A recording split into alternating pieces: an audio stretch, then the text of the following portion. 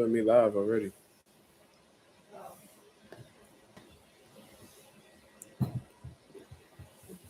Yo, what's going on, y'all? I'm gonna let a few of y'all get in here, but Mazuma TV is live. What's going on, people? We got some things that we need to discuss going on in this boxing world, but I'm gonna let a few of y'all get in here, man. Let me get these notifications sent out. Let's see what's going on. Let's see what's rocking. I hope everybody's doing well.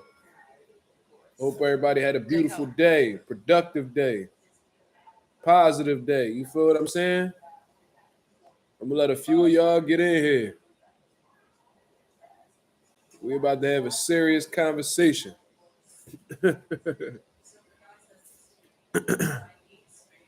Nah, I ain't got the countdown thing no more. That's a StreamYard thing, brother. Pedro, what up? With the first comment of the day, Coffee Plant. Trend Bro.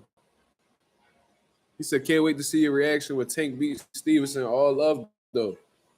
I got Tank beating Shakur Stevenson. You must Slime the GOAT. What's going on? Great game. Bino, what up? Ooh, 868 in the building. What up? And one thing we never do is hide. I've been right in predictions. I've been wrong in predictions. Each time I've shown up. You feel what I'm saying? So nobody ever hiding. You know what I mean? That's what bitches do. We don't get into that over here. That's definitely what we don't get into.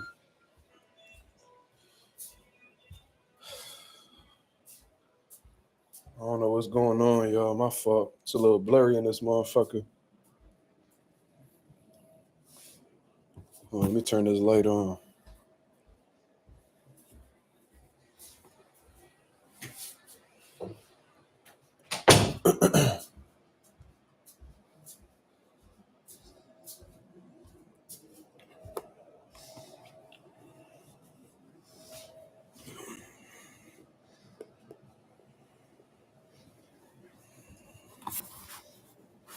Who else in the building?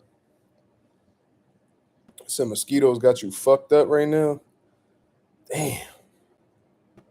In Puerto Rico, they probably drawing, bro. Damn. Shout out to my boy Slime, though. Marky Dan, what up? Agent 007. What up, baby? Talk to me, y'all. What's on your mind? What's on your mind?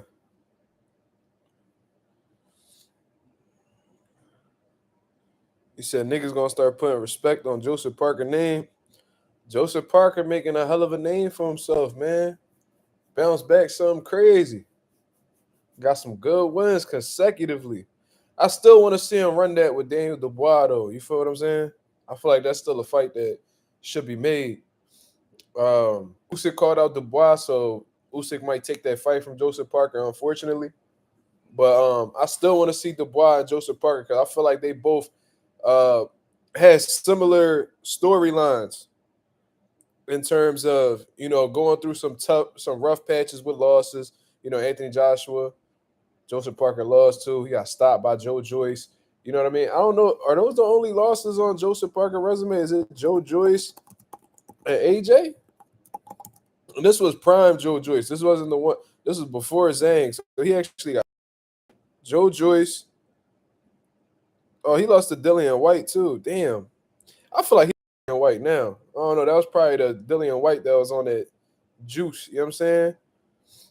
But regardless, Joseph Parker went through his losses, got stopped. You know what I mean? Things wasn't looking good for him. Then he just went on a great run, man. You feel what I'm saying? Deontay Wilder. A lot of people thought Deontay Wilder was going to spark Joseph Parker. Beat him. You know what I mean? Came off the canvas twice against Zhang. Beat him. And, it's hard to give him credit for the Martin Bakole shit, in all honesty. But reality is he stopped Martin Bakole when he was at the top of his, in terms of aura, stock and shit like that. Beat him at his highest point. You know what I'm saying? So, Marky Dan said Dillian White was a monster back then, and that was a classic fight where White had literally hold on or he was about to go at the end. Yeah, but at the same time, Dillian White, he a drug cheat. You know what I'm saying? So I ain't even about to be giving him all that credit. I see what you're saying, though. But me personally, you know what I mean? For all we know, he could have been on the juice. So it is what it is. So, but I still would like to see him get that fight with Daniel Dubois because that's a great fight.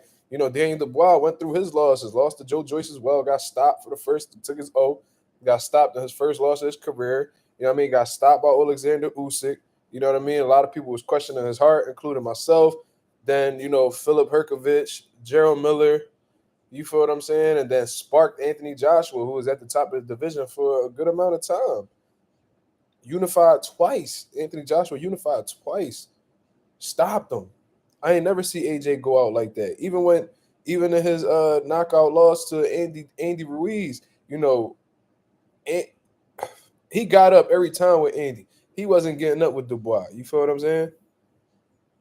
I don't know what Dillian White doing nowadays, but you know what I mean? I don't really care. You feel me? Like, that's all. I don't really go fuck about what Daniel Dubois doing. But yeah, man. Let me check the audio, make sure everything is correct. But yeah, man. Let me check the audio. All right, everything cool. But yeah, man, we got some things. What we speaking today, man? I'm gonna let the chat. I'm gonna let the nation tell me what it is. You know what I mean? What we talking about first, man? We got some things that we need to discuss. We're gonna talk about Terence Crawford punking Teofimo Lopez for them bum ass racist comments he put out there. Shakur calling out Tank and why that's important. And then we're gonna get into some open boxing topics. Mark Dan says Caballero had performance of the card. He firmly put himself in the heavyweight picture. In my mind, I don't think heavyweight has ever had a body snatcher like this. Well, historically, there have been several body snatchers in the heavyweight division, but I think you're referring to, this era. He might be the most consistent, most devastating body puncher of this, like in this current climate of heavyweights. You feel what I'm saying? So I agree with what you're saying. He definitely had one of the performances of the night. You feel what I mean? Of course, Bivol had a great performance. Who else? I'm gonna say, I'm not even gonna lie to you, and I think Adames did well too. I don't think he had the performance of the night, but I think he's an honorable mention. I think Carlos Adames did pretty good, and he looked pretty good, bro. I was impressed by the defense, man. I went back and watched it. He looked, man. His upper body movement was on point. He was applying intelligent pressure. He was punching in combinations. He was aggressive. He was turning his punches over. Like, I liked what I saw from Carlos Adames, man. I thought that was pretty impressive. I think that was one of the better performances of his career, if we being honest. But Caballero definitely had a great performance, especially since he came off of the canvas and act like nothing happened. You know what I'm saying? And went and got the stoppage. He stopped Zhang. Zhang ain't never been stopped in his career from what I understand. You know what I'm saying? So impressive performance from Caballero. What I thought was impressive too is that he walked directly to Zhang. Like, he heard everything about Zhang. He's like, I'm Big Kabang. I bang you. No Diddy. He hearing all that shit. He probably like, this big motherfucker probably strong as shit. Caballero was confident in his ability to take a shot. He was confident in his defense. You know what I'm saying? And he was confident in his game plan. And it paid off. You feel what I'm saying? So that's why confidence is a big one of the most important things to have in this boxing shit. And that's why they say that a lot of this shit in boxing is mental. You know what I mean? Because if you truly believe in yourself and your game plan, your corner, you'd be surprised at how much shit will go well for you. You feel what I'm saying? Am I excited for next Saturday? I'm excited to see what happens after next Saturday. I'm not particularly, excited in the fight. I'm excited as to what Tank is going to do next. What is he going to do after the fight? Is he going to call out Keyshawn? Is he going to call out Shakur Stevenson? What is we doing? Like, it's really what's next. I'm not really interested in Tank and Lamont Roach. I'm not going to lie to you. I'm going to watch the fight. I'm gonna definitely watch the fight. You know what I mean? Because whenever it's a championship fight going on in the lightweight division, um, or a championship fight in general, that's a part of an important division in the sport of boxing. I'm gonna definitely tune in because it could really give us an insight on what's to come. You feel what I'm saying? Um, Gervonta Davis, I think he's a significant favorite over Lamont Roach. Um, Rightfully so. But Lamont Roach is confident. He feels like he's gonna upset Tank. And I don't really hear any doubt in that man's tone, his mannerisms, his body language. So I think that he'll pose some problems for Tank initially, but I think it's only going to be a matter of time before Tank land that money shot. You feel what I'm saying? Yasir Ali said, "Wait, he calling someone out post fight interview." That's what he said. That's what he said. Tank said, I think I don't know if it was his last press conference. It was one of them where he said that he was calling somebody out. He said for the first time he gonna call somebody out. Um, after a fight. He wouldn't tell us exactly who it was, and in reality, Tank probably don't even know who he gonna call out. But a lot of people were speculating that it was Keyshawn. You know what I'm saying? I don't know. We'll see. I don't know. He calling out Pitbull rematch. I hope not. I hope not. That would be highly disappointing. Tank never fought a skilled boxer like Roach, but still, I got Tank in 8. Tank never fought a skilled boxer like Roach. What does that say about his resume? Based off of you saying that, that's crazy. He gonna call out Monster anyway. He be showing a whole lot of respect for anyway in them though. Tank not really nice to too many people, but he always show love to anyway whenever he get the chance.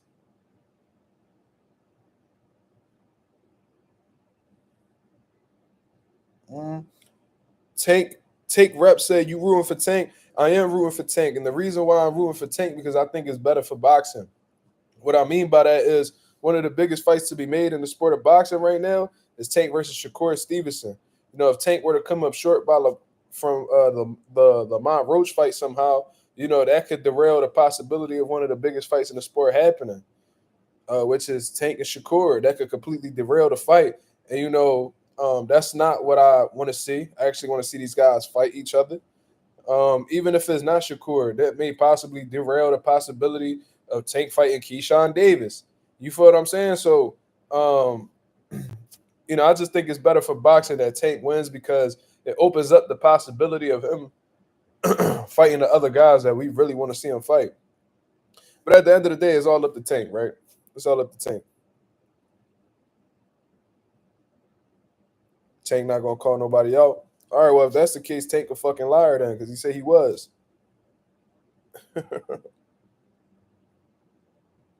Okay, I get it. You like Tank as a boxer, but not a person, correct? I mean, I don't agree with a lot of. I don't know him as a person, so I can't say I don't like him as a person. I just don't agree with how the way he moves in the sport of boxing. You feel what I'm saying? I don't like how he goes about certain things. He's very hard to like from a personality standpoint. Based off of what he's shown us, I ain't gonna lie to you. You know what I mean? The arrogance and like saying shit Terence Crawford said about him is exactly how the way I perceive Gervonta as well. So I know I'm not tripping. So with that being said, phenomenal talent, amazing boxer, based off of what I've seen, but he needs to prove that, he's the best. But I don't know if he particularly cares about that at this point in time. So how can I support him as a fan if you know what I mean? He's not really appealing to what I want from him.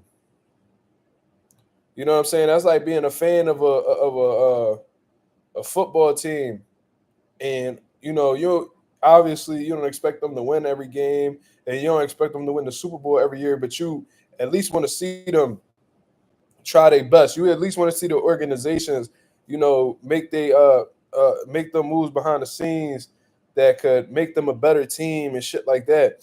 And you just see that the organization don't really care about the team. You know what I mean? They making terrible moves. They're not picking the best players. They signing shitty players. It becomes hard to support them after a while. And then it may get to the point where it's like, you know what? I can't rock with this organization no more. That's how I view Gervonta Davis. Like, I like what he doing.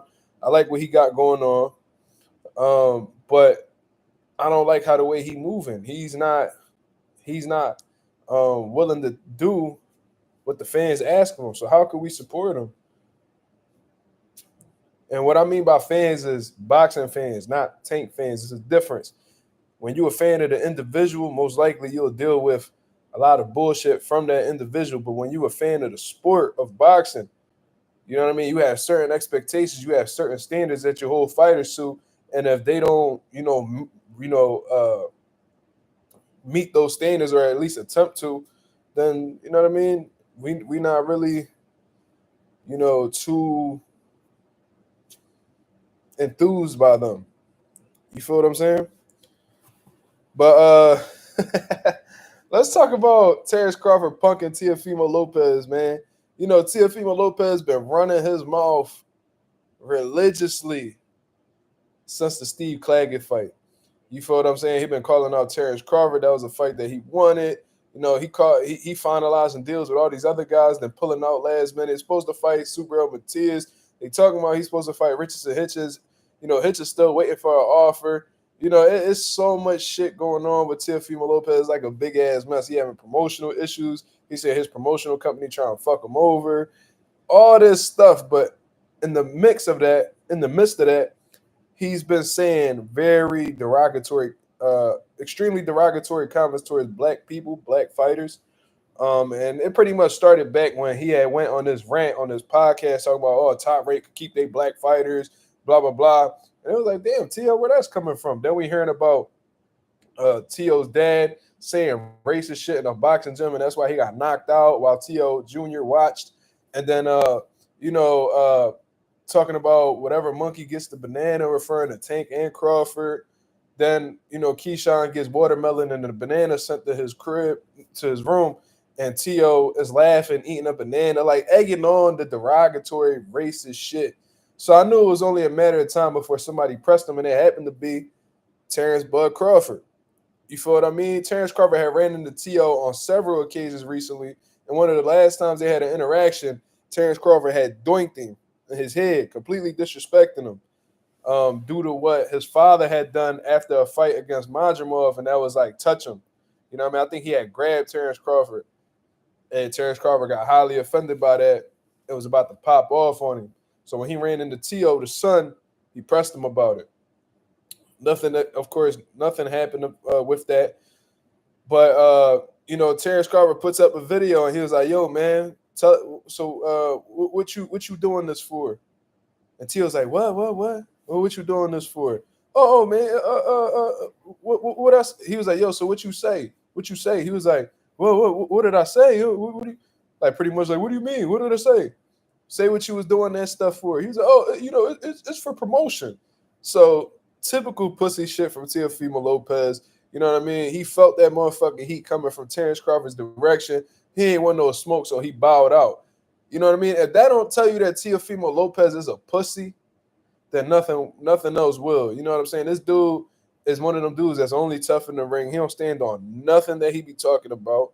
You know what I'm saying? Because he didn't want to feel that motherfucking fire that was going to come out of Terence Crawford's hands if he would have said the wrong shit. Now, he was trying to be a little bit courageous at the end, asking for a sparring session and shit like that. But, I ain't gonna lie to you. I probably would have. I know there was in Saudi Arabia, so they rules, they laws is a bit crazy.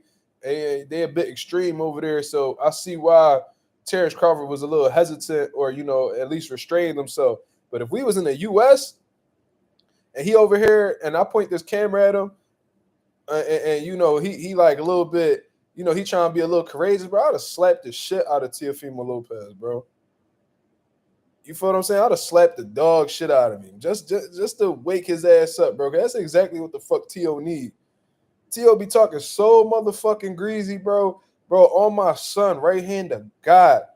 If that was me pointing that camera and I was in the position and he would have asked, if he would have tried to act tough at the end talking about sparring, I'd have slapped the dog shit out of him and say, nigga, fuck sparring.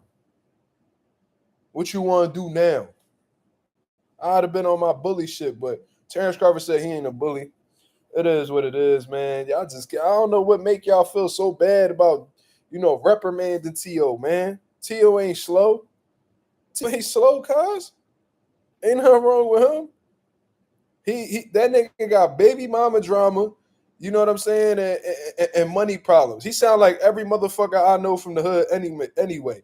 We ain't about to be giving this nigga a pass because, he looked like he's slow. He looked like he student of the month on a cheese bus and shit like that. Just because he look retarded don't mean that he is retarded. So we need to stop treating this nigga like he got some special needs or some shit like that.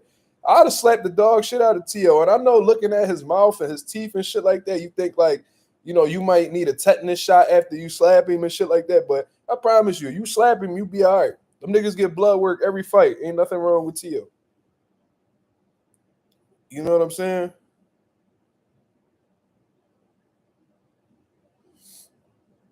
So it is what it is. Anonymous said, to be honest, I really think it was the Saudi laws, and Bud has a good relationship with Turkey. Turkey honestly probably told both of them to relax. That's what I'm assuming. I think that Turkey Al Sheikh just tried to squash that shit because they even ended up taking a picture together, you know what I mean, holding like the Ring magazines and shit like that. So that's possible. That may have very well happened. Trend Bro said Bud not gonna activate his Omaha street mindset anymore. He's chasing a bag to mess that up. I see what you're saying, but I think, like I said, you know, Bud still got Bud a different type dude, bro. Like he the type that he don't mind confrontation or anything like that. I think if they would have been in the US, I think shit would have went a little bit different. Marissa, what's going on?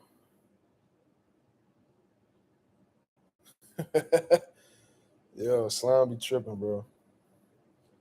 I ain't even about to read that. There's a lot of shit that Slime say that I can't read. I'm trying to at least get this shit monetized. Off the ropes, boxing and MMA, what's going on? He said, I also heard David Benavidez was helping Turk to calm Bud. Don't quote me, but I saw it in the comment section. That's possible too, because I seen David in the picture. And there was rumors, you know, I heard that, Bud, before he pulled the camera out, actually pressed T.O. pretty bad. You know what I mean? And that was pretty much the aftermath. But, that's just what I heard. I don't know if that's true or what the situation is, but Ralph said T.O. only tough on the internet. Yeah, bro. He tough when the camera get on him. And then as soon as that camera turned off, he back to being a motherfucking square. You know what I mean? I just don't understand that shit. Like, bro, you pushing racist stereotypes and making derogatory comments toward or like derogatory stereotypes towards black people to try to get attention on yourself. That's the best you got. That's the best you got. You know how many ways you could go about promoting yourself on the internet? You could do boxing challenges. You could link with streamers. There's so much interviews with big platforms.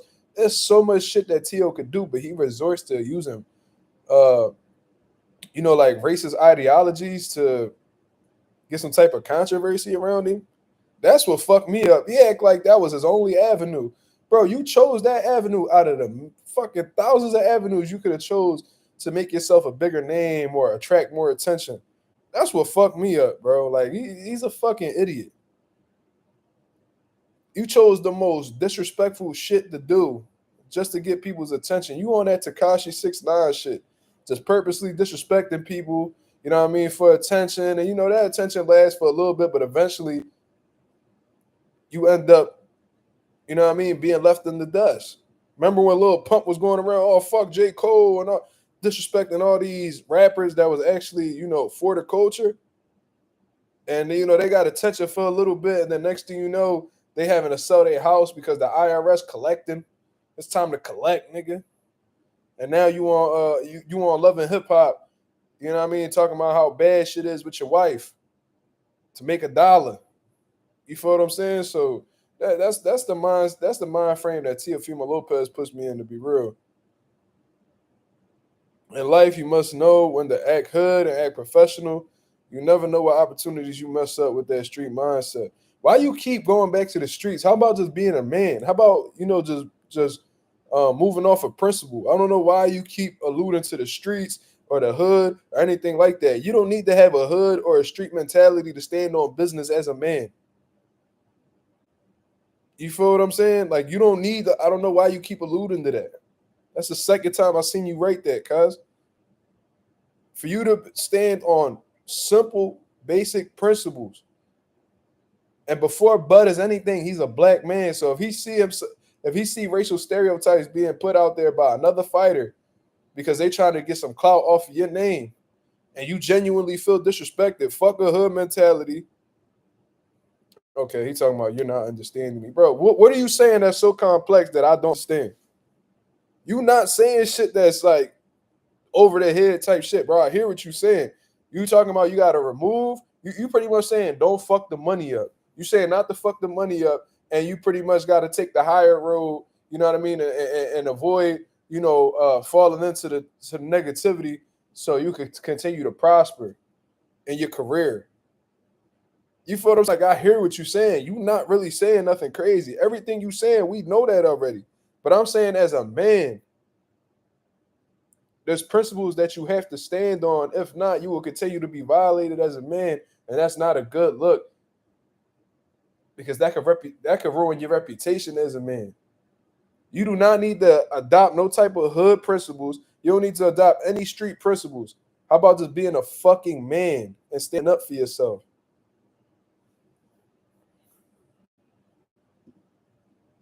Talking about you not understanding me. Like, nigga, the only niggas I don't understand is fucking Jada Smith and Kanye West. Those are the only niggas I don't understand. Everybody else, I could pick up or feel where they coming from.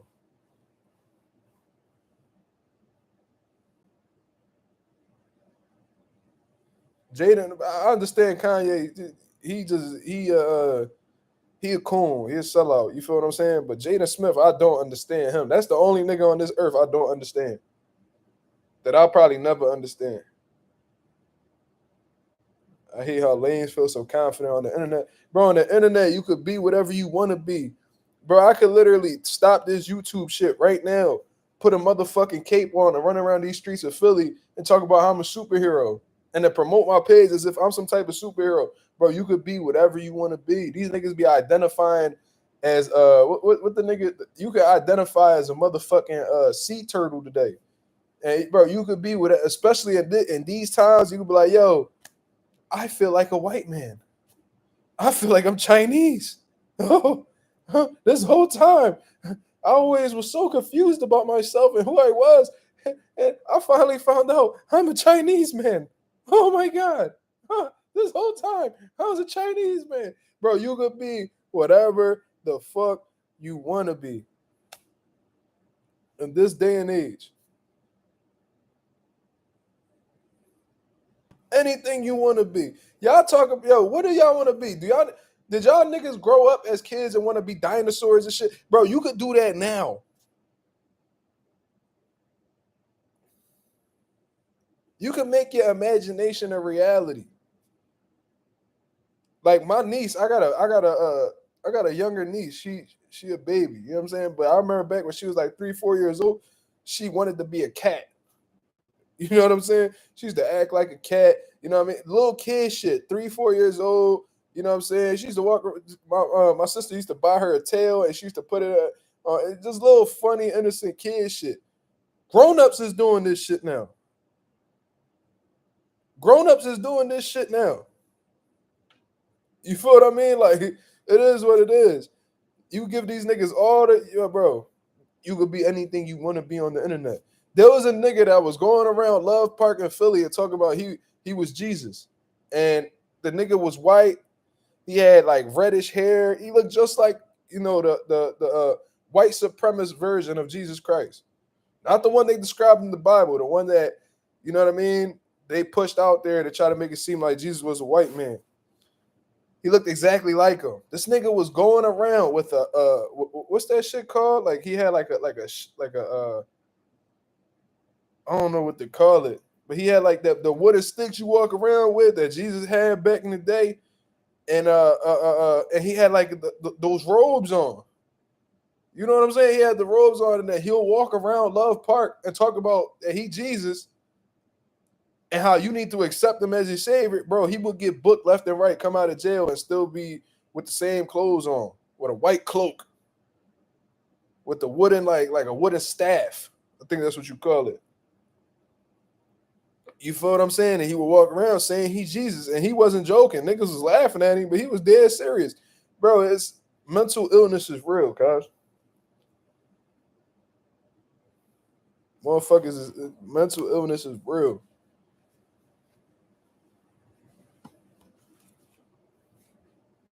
Real shit. I'm sorry that I got off topic, man. Shout out to the 18 people that's in the building. Let's get the likes up, y'all. Let's get the likes up. Tank fans want to be Tank, bro. They got a weird little crush on him. They like how the way his braids swing. You feel me? In other words, Christ was a Negro. He definitely was. And he definitely was. He was definitely a colored man. But they don't want to hear that.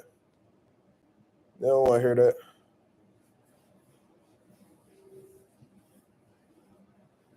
Yeah, Tank got the best braids, man. He like when Tank get a new design on his braid. He like they like when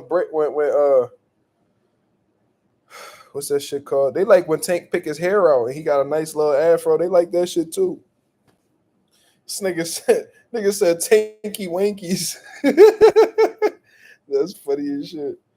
Tanky Wankies.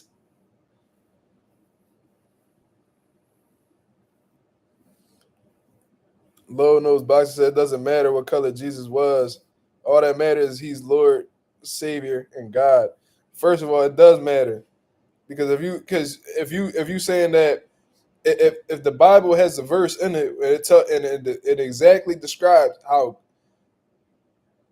God's profile was, and then you see pictures out here with Jesus not looking at nothing like how the Bible describes him, that's ultimately going against the Bible's words. You pretty much disrespecting the Bible.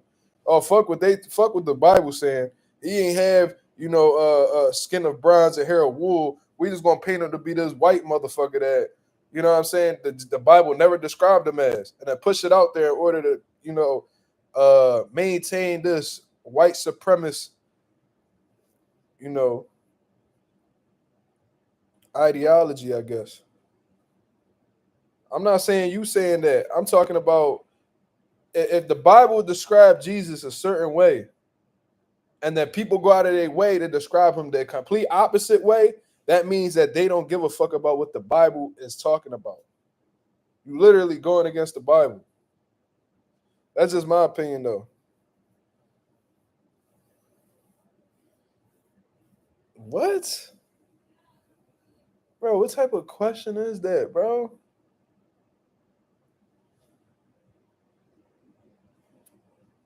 This nigga said, who was more of a killer, shortcut Tank or long hair Tank? Nigga, it's the same nigga.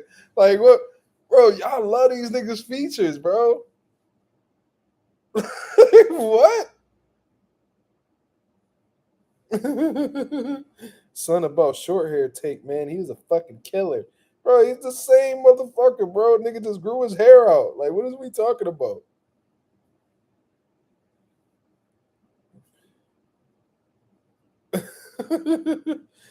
Bro, niggas be conflicted with their sexuality, cuz I'm telling you. But yo. So my fault. Let's get back to the boxing.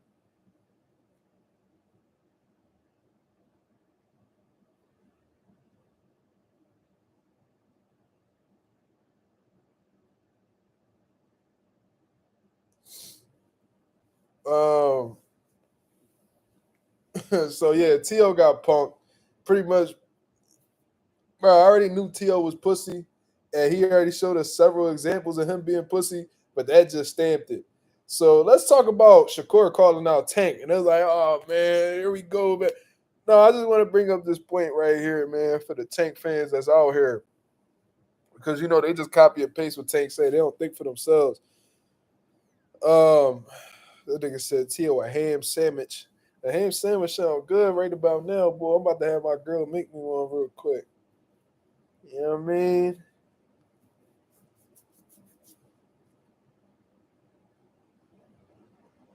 Short hair Tank look like My Little Pony. That's crazy. Yo, he said thanks Slime and then you gonna go delete his comment. Slime ain't shit.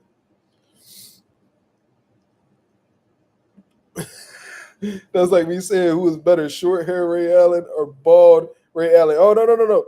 Who's better? Shortcut AI or AI with the cornrows? Ooh, yo, that short hair AI, he was dunking. He barely 6 foot and was dunking, but the AI with the cornrows, bro, they couldn't guard that nigga, man. His jump shot, oh my god. Did, did you like when AI had the Denver Nuggets blue on, or did you like the black and red with the bronze that the 76ers had? Woo wee. You see how I sound, right? Like a faggot.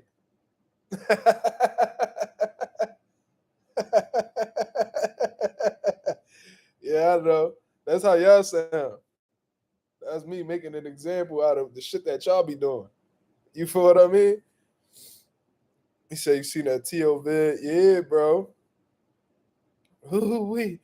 The way AI would just go from right to left and he'll tween from left to right. Oh my God. That's exactly how who. Oh my God, the way Tank just turns that uppercut just really, really what, nigga? It's just nice to see. Niggas be blades, cuz I'm telling you. They don't want to admit it. Especially that ego nigga. He's a cold faggot. What's crazy is when I was a young boy, like 16, 17, he was one of the main channels I used to watch. And like he was objective, straight down the middle. He had good interviews, all that. All that. He had his own little creative segments. And bro, ego's ego. I don't know about now because I stopped watching because he used to treat his subscribers like shit. He always used to try to play it like he knew it all. And then whenever like you know how we talking right here, let's say I'm gonna pick out a random name. Let's say Jay Cash is like, yo, you know what I'm saying?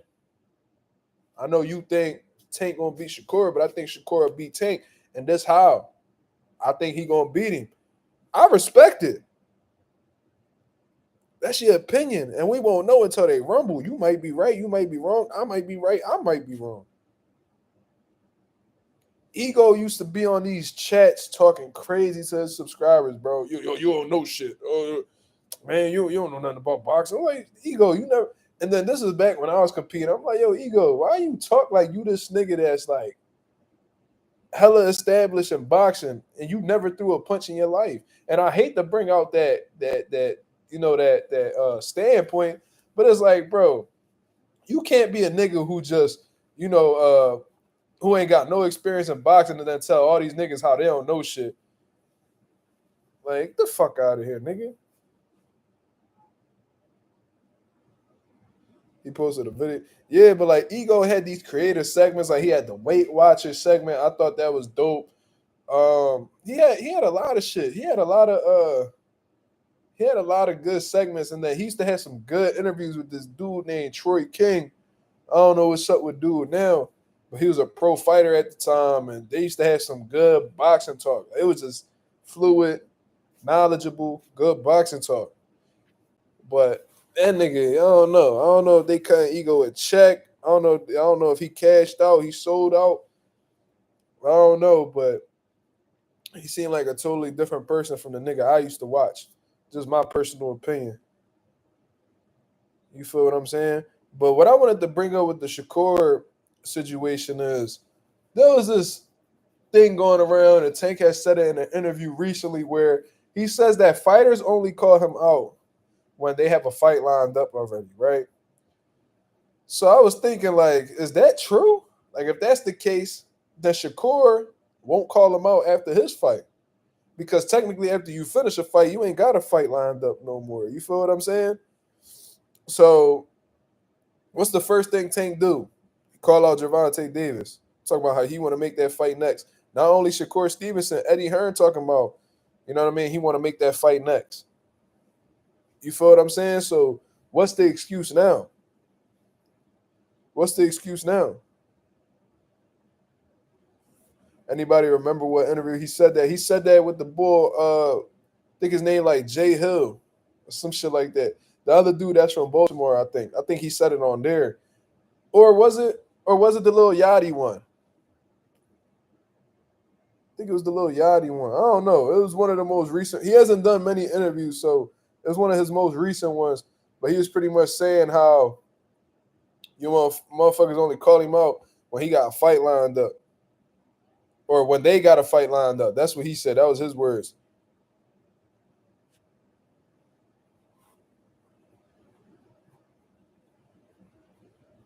Yeah, if it was the Baltimore, I think his name like Jay Hill. I'll be fucking up his name. I forgot his name. But Shakur Stevenson don't got a fight lined up no more. He just stopped Josh Padley and he's calling out Shakur. He's calling out Tank Davis. So what Tank got to say now? He probably gonna switch it up now and be like, "Oh, they always call me out when I already got a fight date lined up. They only call me out when I got a fight lined up." Nigga, which one is it?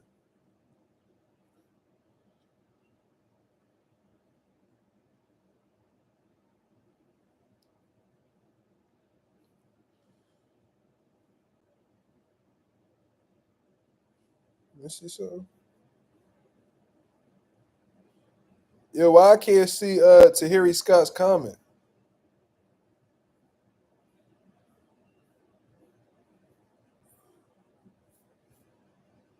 I see that Jay Cash responded to Tahiri Scott, but I don't see what he wrote. Let me see something. This chat probably slipping. Let me see.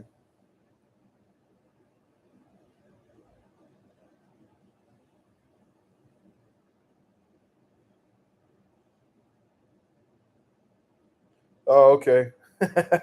All right, I see the comment now. PBC dick riding. And that's what I don't understand too. It's like, yo, as boxing fans, why are we fans of networks? Why are we fans of promoters? Like, I understand the fighters, whatever. You got your I got my favorite fighters. You got your favorite fighters. Why are we fans of promoters and networks and shit like that? Shouldn't we be more concerned about who's giving us the best fights? Why do we have to limit ourselves to one network and be like, oh, they the best? If they doing good shit, all right, they doing good shit. But I don't give a fuck who giving it. Like I was saying, I said this shit on was it Cigar Talk? I said, yo, I could give a fuck. No, I said this on 78 Sports TV. Bro, why are people? I remember people was trying to shit on Devin Haney because he was about to lock in the deal with PLK Prime. I'm like, yo, so the fuck what? So what? Like, bro, if let's say BLK Prime offered me 500,000 a Rumble, it's a good job. But if the Disney Channel, Nickelodeon, Cartoon Network offered me 3 million, where the fuck you think I'm gonna fight at? You think I give a fuck what network they fight? Bro, if Cartoon Network was to drop and be like, yo, Terence Crawford versus Jaron Ennis, July 31st, right here, exclusively on Cartoon Network, you think I'm gonna be talking shit about them niggas fighting on Cartoon Network? No, I don't give a fuck. I'm gonna go wherever the fuck the good fights is at. And I'm not about to limit myself to one network or one promoter because, you know what I mean? Niggas trying to push agendas. That's not me. I go where boxing fans are given what they wanted.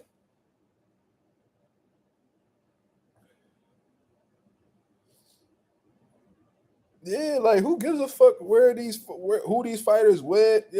All this bullshit, bro. Like, cut it out. Now niggas talking shit about Turkey Al-Sheik and Riyadh season. Why is y'all niggas complaining? Y'all niggas complaining about Turkey Al-Sheik. Oh, and I'm seeing a bunch of these. Look, man, and it always be the white people, cuz it always be the white people. And I'm sorry, I gotta introduce it this way, but I'm seeing a bunch of white motherfuckers talking about, the American in me. I want to see all the fights happen in the U.S. Bitch, it don't always work that way.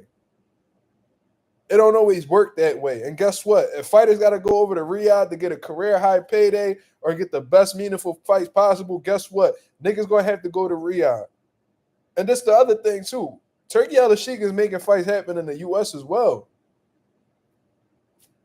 Where do you think Terence Crawford and Canelo gonna take place at? Where you think Ryan Garcia and fucking Roelly Romero is gonna take place at? Where you think Devin Haney and Jose Ramirez is gonna take place at? How about Terence Crawford's last fight?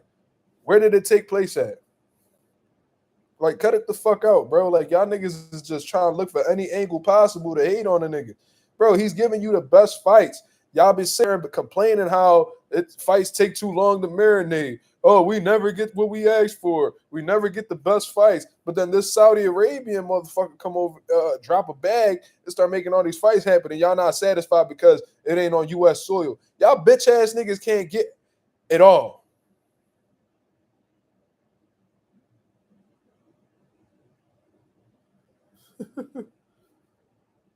Niggas acting like boxing ego. That's super corny. That's super corny. And what's sad is they had the account for almost a year, acting like another nigga. Super lame. Shout out, message retracted. Yeah, let's go ahead and hit that nigga with the wrench, y'all. You more gay than ego for acting like so. Ego is a homosexual, right? Cool. You acting like a homosexual, what that make you? Are you impersonating a homosexual? What does that make you? Crazy. Bella Faith, what up?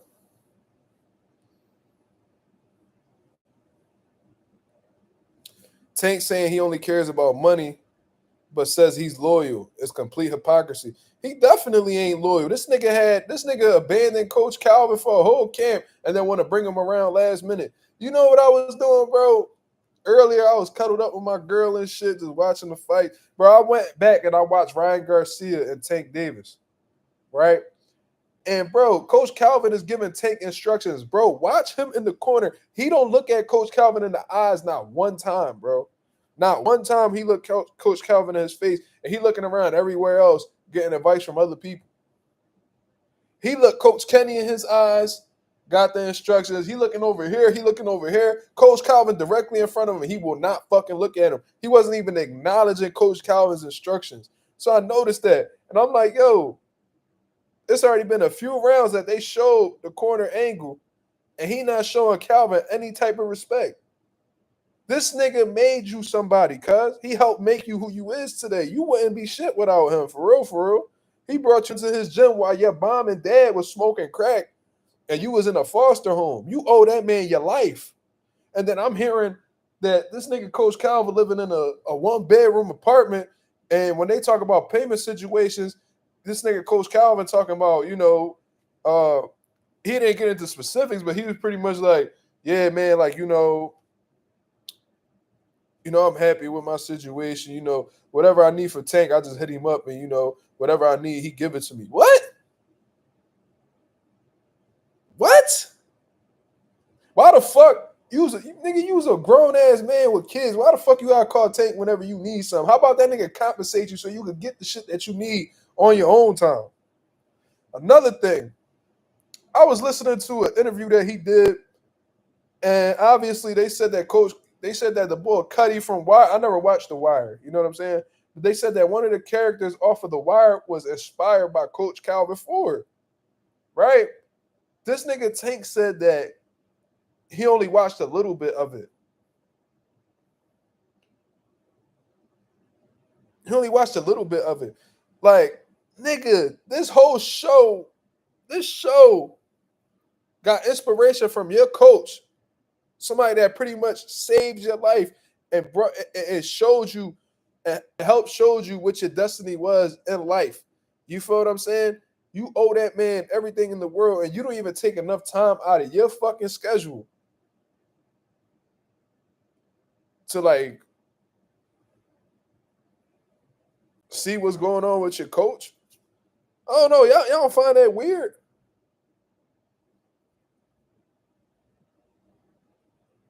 Y'all don't think that's weird? Like, yo, there's a whole a popular storyline based off of your coach. And if you had any type of, like loyalty or respect for your coach, you would want to look at his story and really see what it's about type shit. This nigga don't even have the urgency to like really, have any type of interest in his coach or his background or anything like that. They don't know, bro. It's really weird. They got a really weird dynamic. And then he spent this whole camp out with what's that other coach name? I'm sorry, y'all. He an established coach. He a great coach, by the way. He done been around the block. And obviously Tank got a history with him. And what the fuck is his name, y'all? Was it Barry Hunter? Was it Barry? Who is Tank training with right now? Nah, he not with Kenny. He not with Kenny. Barry Hunter. Cool. And I seen that Tank had went over to Barry Hunter camp before, was working while Adrian Broner was over there and all that. Cool. Cool. But you completely remove this nigga. Bro, the dude who helped find your purpose in life, bro. You got this nigga tatted on you from what I understand. You call the nigga pops, all types of shit. You don't even got enough respect for your pops to have him a part of your training camp. You just want to bring him in last minute. I seen Coach Calvin take a picture with Tank. That was the first time I seen any interaction with Tank since the fucking fight camp happened. And it happens to be fight week coming up. What type of bullshit is that, bro? You gonna bring him in while you closing camp? Weird shit, bro. I don't know, bro. Niggas is super fucking weird, cuz. I don't know how you respect that. And listen,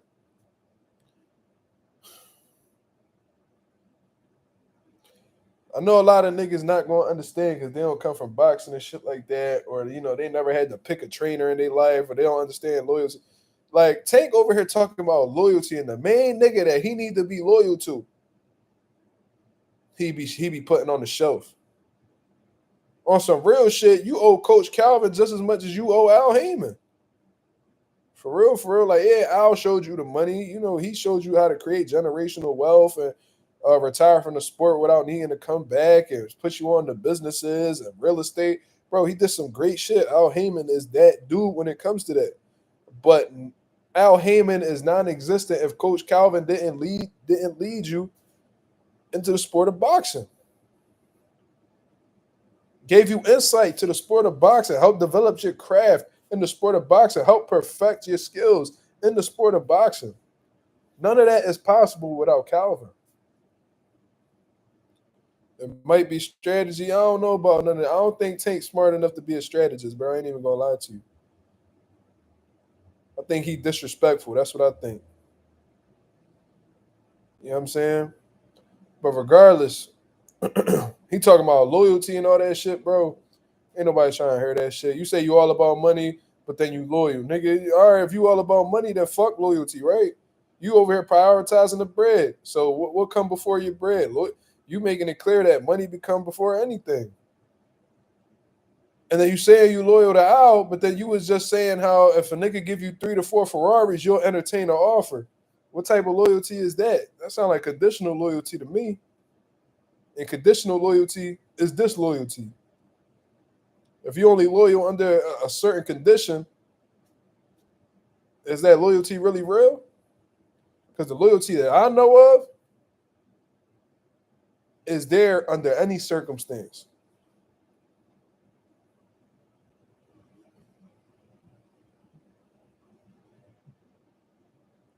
The coach that trained me in Jermaine passed away in 2023. I'm sorry to hear that, brother. That sucks, man. Keith Thurman coach passed away. His name was Ben Getty.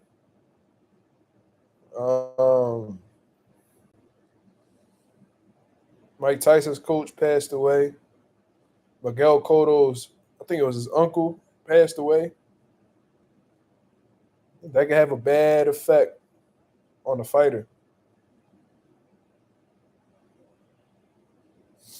Terry Scott said those cars depreciate, not a good investment long term. Yeah, that's what I didn't really understand. Like, if you this fucking businessman, how you claim to be, and you know what I'm saying? Like, why are you talking about Ferraris, dog? Like, what the fuck is that going to do? You need 4 Ferraris? You need 2, 3 Ferraris for what? And then if Turkey was to drop them Ferraris off at his crib, he'd probably be mad at the color they are, or it's not the exact Ferrari that he wanted. Like he on that type shit. Niggas don't want to fight for real. Let's get 41 likes. Yeah, absolutely. We got 42 people in the building. Let's get 42 likes. Let's go. Chase Gotti said, I get why Core said he rocks with Tank the boxer, but not the person. I heard Terence Crawford say the same thing. And then, I'll fall in the same line. A Singh says, Mazuma, how do you see Virgil versus Boots after the Majumov fight? It's a totally different fight from the Majumov fight. You know what I mean? Boots and Majumov, they go about things completely different. For one, Boots is just as big as Virgil, in my opinion. And he has a significant reach as well. You feel what I mean? Boots has a phenomenal jab, hand speed, punching power, explosiveness. He's elusive as well. So not only can, he could keep Virgil at bay and, outspeed him and things of that nature, but he could also make him miss. You feel what I'm saying? When Boots gets in that elusive bag, it's very hard to hit. So it's going to be a tough task for Virgil. And I think stylistically, Boots will have his number on some real shit. I could see Virgil going out like Romain Villa did. Obviously with a little bit more resistance, and I think Virgil's more durable than Romain Villa. But I could really see Boots picking him apart, similar to Romain Villa, and actually stopping him. That's just my opinion, though. A lot of the shit that I think about Virgil, he did impress me with the Majumov fight, but he still, he was a lot more relaxed in this fight, and I think his composure was a lot better, and he was more focused. But I still think that he abandons his jab. You know what I mean? And I don't think Majumov really gave him many opportunities to frustrate him. So I don't know. I think that I think Virgil loses focus quite easily, and he resorts to just throwing all big shots. That's not going to work against somebody like Boots. It's not going to work for somebody like Boots. You said Vila had a motherfucking chin, though. He definitely did, but if you didn't notice, all that punishment he took from the Boots fight, now he can't take a punch. Like, all the durability he had, he wasted in that one fight with Boots. That's how much punishment he absorbed. And he hasn't been able to take a punch the same since the Boots fight. That's what happens when you allow fighters to accumulate damage over time.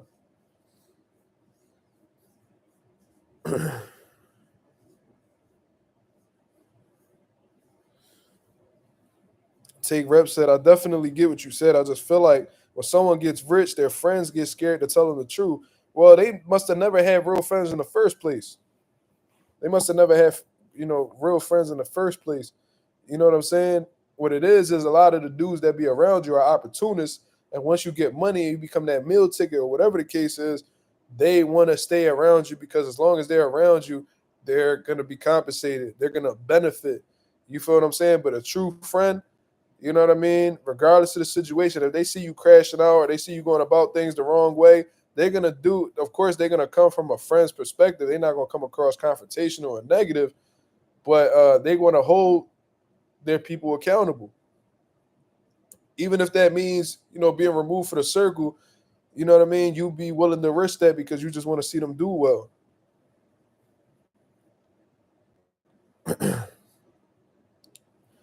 So if motherfuckers is scared and they worried about all that, then you must have not had much faith in your friendship with that person in the first place. If you have true, like I got a best friend that I've had since 6th grade, bro. So he's 12, we 27 now. We've been best friends for 15 years, bro. If I feel like he's doing something wrong, and he's doing well, he got a business. He just had his second child. You know what I mean? He's doing phenomenal things. Shout out to my boy Justin. If my boy Justin was ever doing something that I felt like was detrimental to him, his career, you know what I mean, his family, whatever, his health, I'm going to say it. I'm never going to sit here and be like, man, if I tell Justin this shit, man, he might cut me off, and if he cut me off, he probably won't sponsor my events anymore, or he won't pay me for training sessions anymore. That's the mindset of an opportunist. I could give a fuck about any of that. I could get money anywhere I walk. You know what I mean? Money never been a problem for me. You know what I mean? So I don't need to rely on another man to take care of me. You feel me? So I would let him know, and I'm sure he'll do the same thing for me. That's true friendship. If you have if you having doubts about that friendship, it's probably because it's not as solid as you're portraying it to be. You should never. This goes for everybody, ladies and gentlemen. Um, for the women that's in the chat, the men that's in the chat, you know, hold on. How can I say this?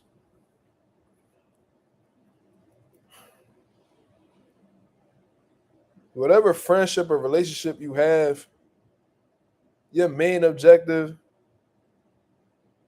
is just to. You want to make sure that every relationship that you have around you isn't questionable. You feel what I'm saying? Like you don't want to you want to have as much confidence in that relationship or friendship as possible.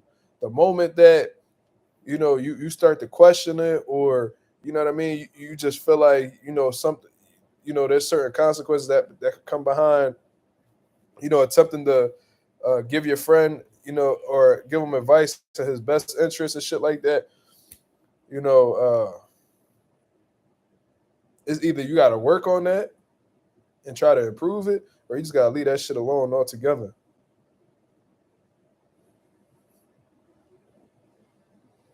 What you think about Virgil Ortiz's performance compared to his last one? After you're done with this topic, or you already spoke on it. I didn't answer that specific question, but I'll answer it for you. 2-4. I think this performance was a lot better. Um, I think this performance against Madrimov was a lot better than the Bohachuk one. Um, I thought that he beat Madrimov convincingly. You know what I'm saying? And they coming out saying Madrimov had bronchitis, and that's why he wasn't 100% or wasn't able to perform. You know what I mean? There ain't no excuses at the end of the day. Y'all ain't let Wilder give no excuses. We not about to let Madrimov or any of these motherfuckers get off with excuses either.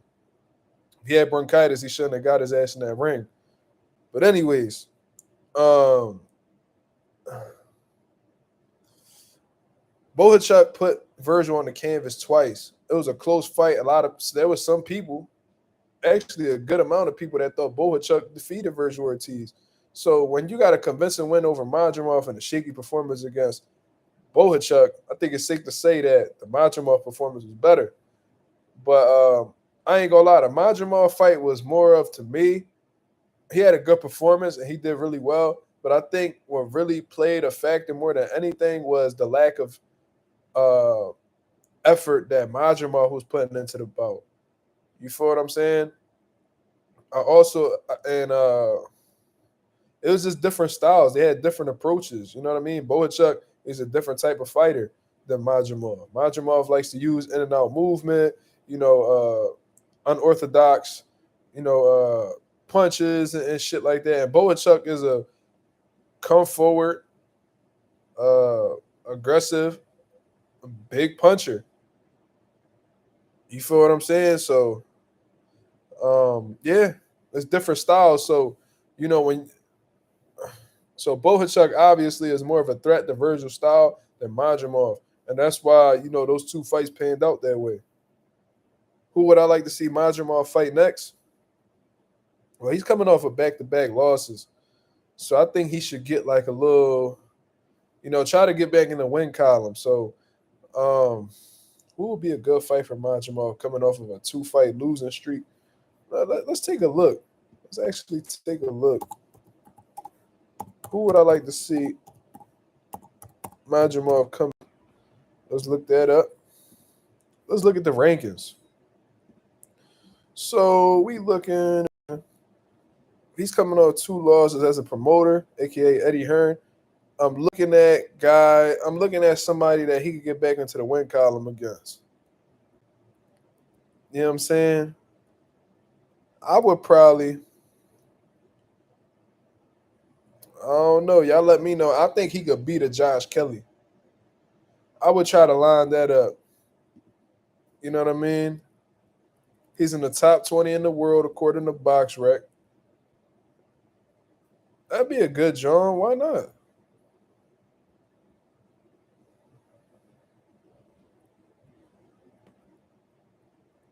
I would just try to get him back in the win column. That's my Brian Mendoza. That's a good fight. That's a good fight. Yeah, he'll be. I think he'll beat Josh Kelly too.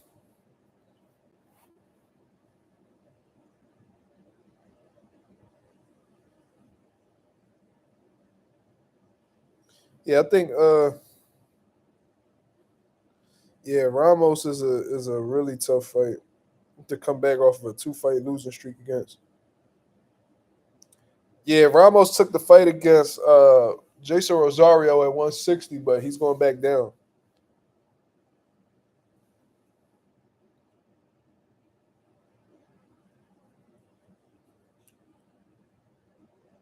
Yeah, Brian, that's actually a really good. I'm glad y'all brought that up. I think that's a good fight. Jermel versus Bud and Boots. Well, Jermel and Bud not happening, but Jermel and Boots, sheesh. I ain't gonna lie, that fight has scared me a little bit for Boots.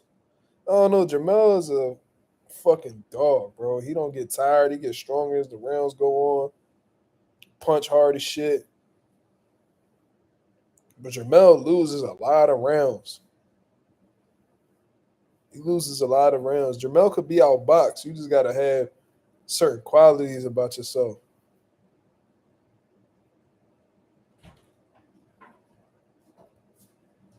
Don't be running in the door like that. You better take your time walking in this motherfucker. Alpha, fuck around with you. Oh hell no! She stuck the middle finger at me. I'm about to beat her ass. Allegedly.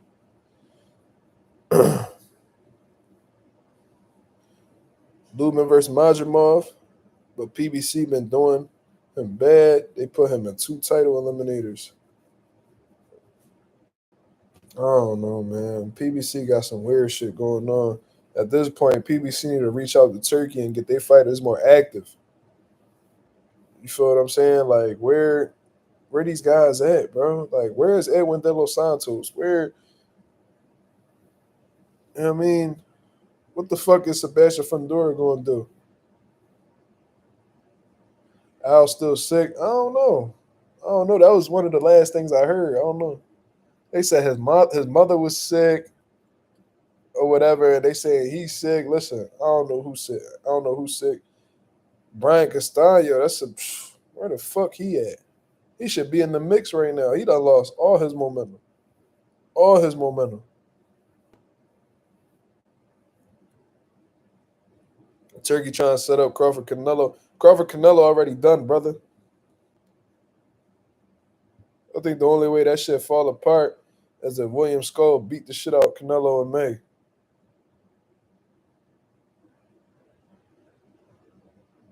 PBC lost the purse bid for Lube, and now he fighting on Pro Box. That lets you know there ain't no money over there, bro. You losing a purse bid, though.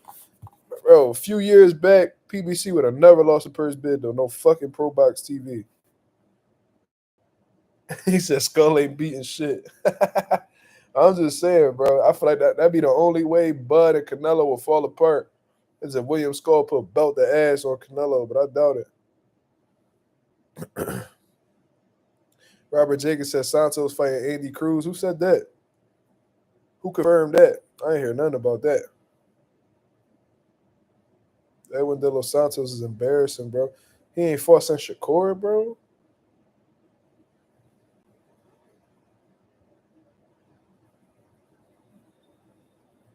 Bro, what's going on?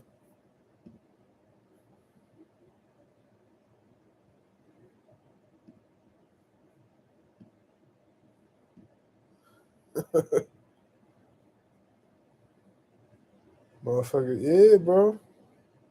You know the IBF don't play, bro. They be serious about their mandatories. It's just funny how William Skull became the number one guy for the IBF. It's like, bro, he did nothing. He the only Cuban that ever uh, become a resident in Germany and just fought all his fights in Germany. Nobody's became the number one guy in the IBF. That don't tell you that these rankings can't be bought. Nothing will. Yeah, I seen Lubin fighting our deal Holmes. I seen that.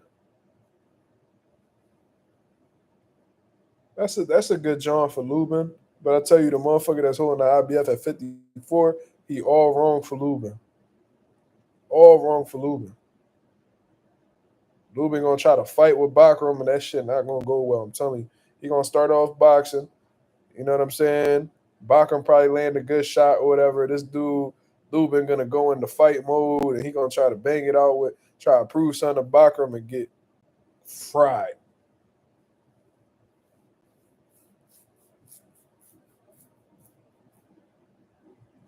Skull promoters dropped the bag to get him to number one. That's what happened. Bella Face said, "Yup, they paid for place. Antoine just lost, and he's getting a title shot against Ryo."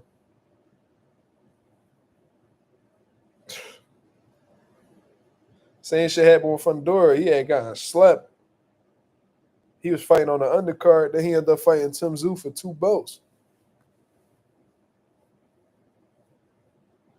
Niggas lose and fight for world titles after the fact. I don't think that got nothing to do with sanctioning bodies. I just think that they just with the right people and they just get put in the right position.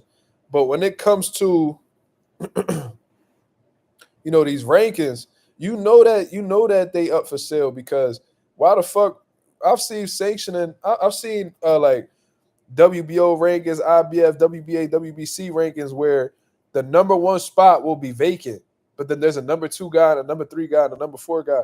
Bro, that's letting you know, yo, the number one spot is for sale. If any, and it's gonna go to the highest bidder. Because if it wasn't for sale, one they just move up the number two to the number one, the number three to the number two, the number four to the number three. Like you would think, like common sense, you know what I'm saying? All right, you know what I mean? The number one spot vacant, so we gonna get that spot to the number two guy, and for everybody else just moves up one. But nah, they keep that number one John vacant. And all the other spots is filled. It's like the fuck. So the number two and the number three guy fight, they become number one, or do they got to pay some payola to jump up them rankings?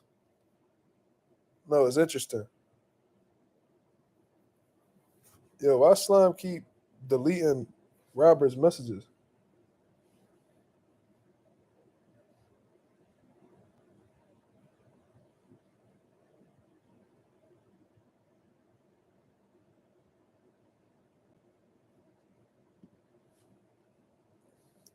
Chase Gotti said boxing been weird lately. So many ducks and excuses. It's been like that for a while, brother, and that's why I've grown to appreciate Turkey Al Sheik because how the way he's conducting business now, it gives very little room for excuses or ducking. Because let's say I don't want to fight Ryo.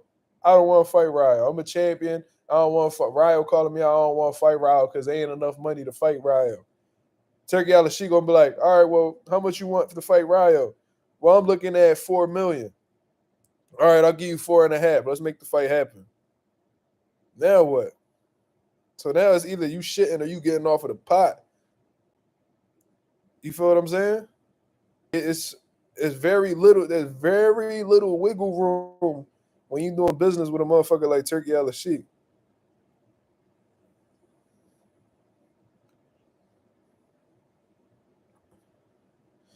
Take Rep says, Mark, Padley said his pride is hurt and depressed, but should he be? We can't tell that man how to feel. From a fan's perspective, he should be happy because he was an electrician and he got paid and they gave him a house and he fought for a world title. But you got to understand that man was more than just an electrician. That was an established professional fighter who was undefeated. You feel what I'm saying? So not he's not. Y'all may perceive him as this type of electrician, but he was a professional fighter, and I'm sure that he uses being an electrician in order to fund his career and being a professional fighter, or to at least maintain his cost of living or take care of his cost of living while he's pursuing being a world champion. You feel what I'm saying? So, of course, he's going to be upset. Of course, he's going to be depressed. Any true competitor will feel that way. You know what I mean? When you undefeated your whole career and you take a L in the pros, that could be very devastating for the mental of a fighter. And I don't expect him to feel, any other way. You know what I'm saying? Like, all right, the money cool. All right, the opportunity was cool. But that was his first loss. He's not accustomed to losing in a professional setting. Of course, he's going to feel a way about it.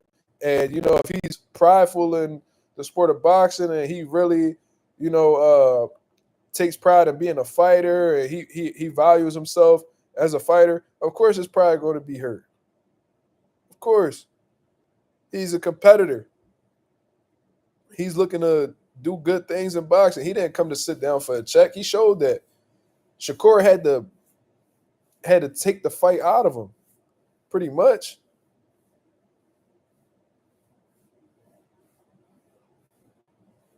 Yeah, like I just don't like how. And look, obviously, was he an electrician? Yes. Okay, cool. But motherfuckers act like because he an electrician that he wasn't a. They act like this was his pro debut or some shit, and they caught this nigga on a power line and was like, "Yo, you want to fight Shakur?" No, this nigga had a series of fights, and he never lost until he went up against the WBC lightweight champion of the world, who was a pound for pound rated fighter, and Shakur Stevenson. I just find it funny that they want to describe him as an electrician, but when he upset Mark Chamberlain, they looked at him, they perceived him as a regular fighter. You want to bring up all this extra shit because he going up against Shakur. Like, knock it off.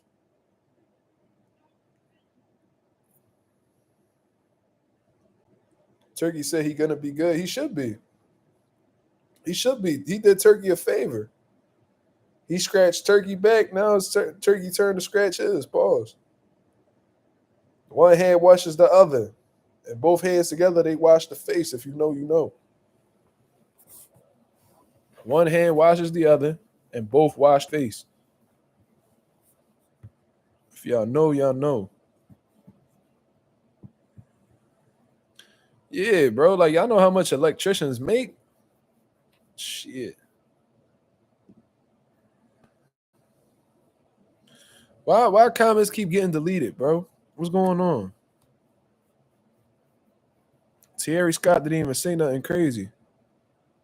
What you doing, coffee? You said it slipped. Oh, all right. Y'all niggas keep just deleting comments. Y'all gotta chill. You said your phone slipped. All right, cool. Yeah, shout out to the boy Terry Scott.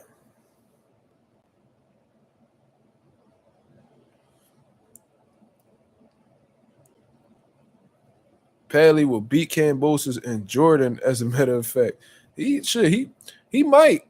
You know what I'm saying? I don't know. He might.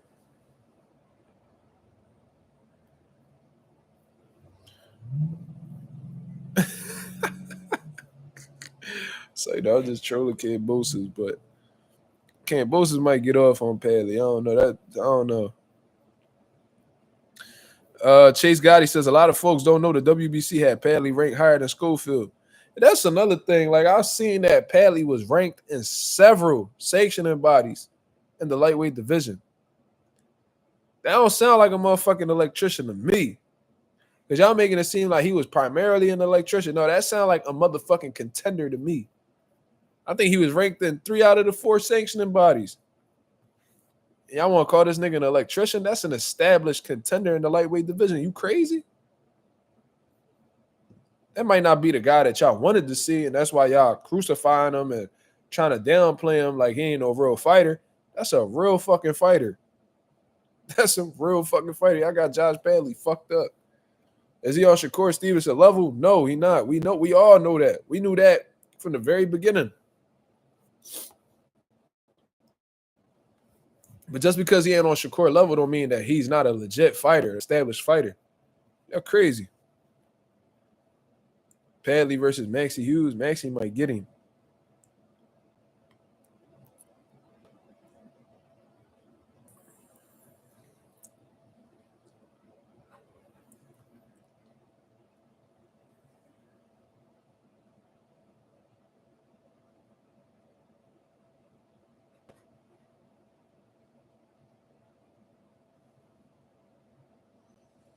Yep, Joe Smith was a construction worker.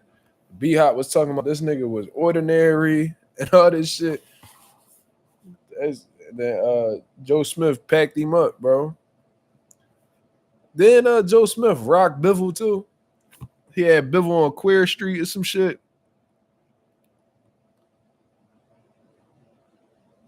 He upset Fanfare on PBC a few years back.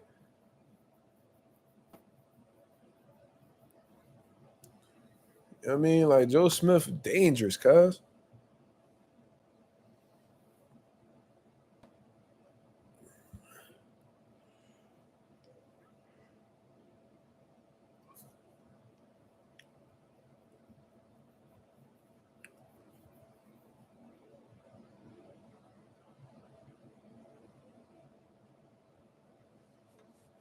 Yeah, I seen the Roelly interview. Well, I didn't see the whole Roelly interview, but I heard what he had to say.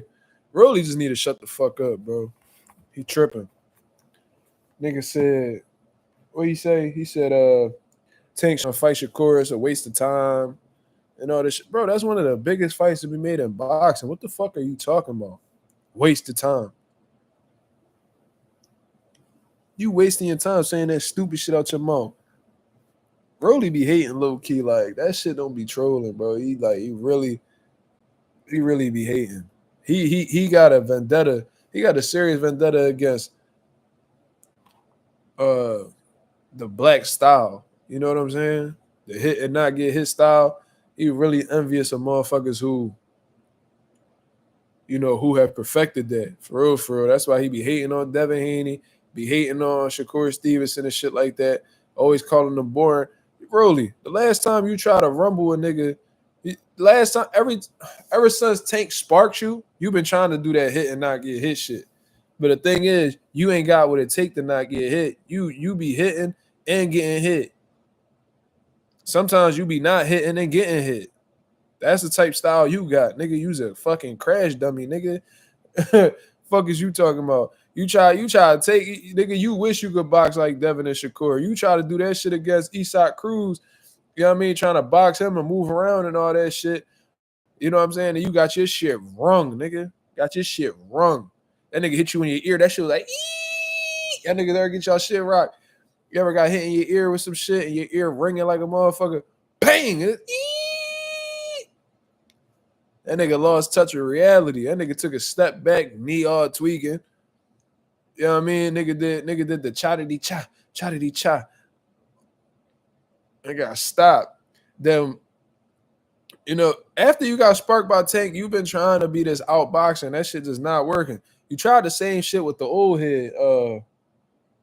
Fuck was the old head name? He put you on your ass, bro. And you ended up getting some premature stoppage. Forgot his name. Barroso. My fault. The old head Barroso.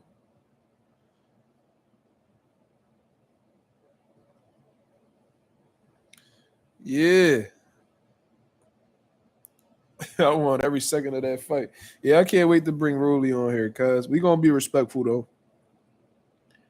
Yeah, I mean, we gonna be respectful so we could get a good little interview. But we gonna keep it real too. Yeah, old head sat him on his ass because he was trying to be this outboxer and trying to use lateral movement. Man, stop it, Roelly. You hating on niggas that perfected the hit and not get his style because you low key want to fight like them niggas. Because you've been traumatized since Tank and Joanne Ingram, you know, rocked your shit.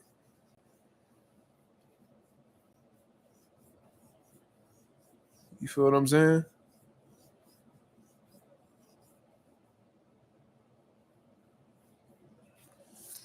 You just be hating. That shit don't be trolling. You be hating for real. But I'm rooting for Roelly against Ryan Garcia, man. I'm rooting for him.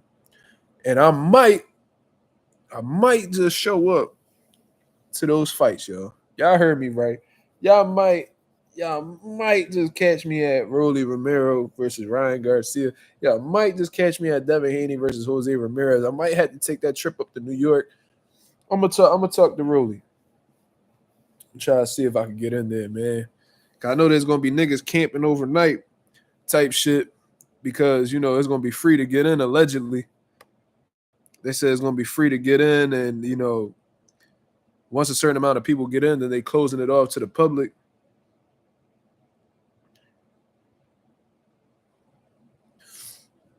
Roelly wants you in his corner.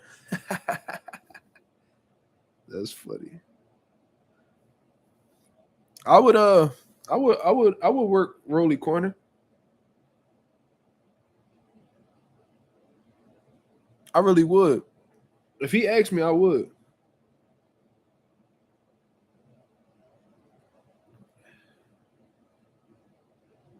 Yeah, they said they letting people in for free, but once a certain amount of people get in, they cutting it. You feel what I'm saying? So I gotta find a way where I could get the fuck in. You know what I'm saying? Niggas gonna be camping out there, cuz that shit gonna be bad. Ain't no way I'm gonna beat them niggas. Like, I'm not about to be going over there at no 3 in the morning and pulling up no tent. That's dead. Tell Roelly you want front row. I'm gonna talk to him. You seen Frank interview? We talking about Frank Martin? I haven't seen nothing from Frank Martin since he got put out, bro. I don't know what he got going on.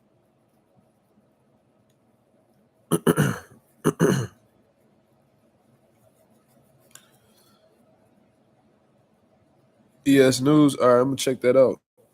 Check that out. Check that out. Yeah, I'm gonna reach out to Roelly.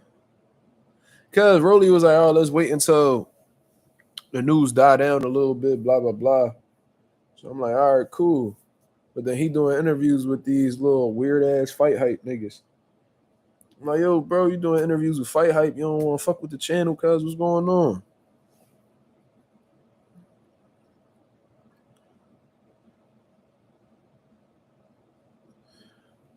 This nigga talking. This nigga slime crazy, bro.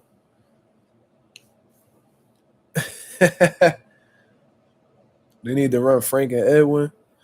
That's gonna be a tough first fight back for both of them niggas. Edwin coming off of what, a 2-year layoff. Frank coming off a devastating knockout loss. That'll be a tough turnaround fight for both of them.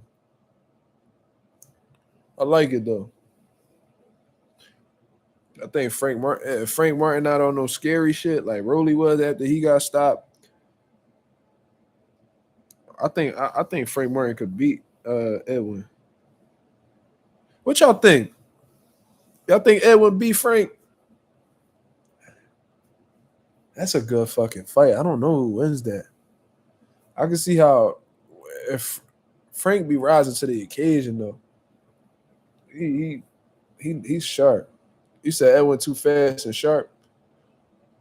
Edwin would knock out Frank.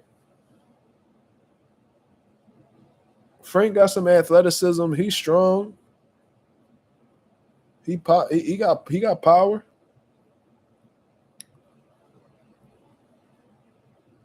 Said Edwin would knock Frank out. Damn.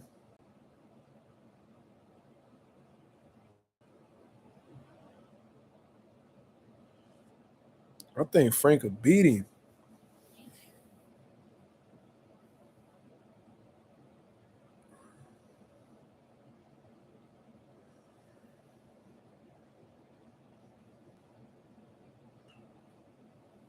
Said I got Edwin. Frank gonna be two-stepping like he did Tank. Do you see him becoming a champion anytime soon? Who we referring to? Who's him? You talking about Frank Martin?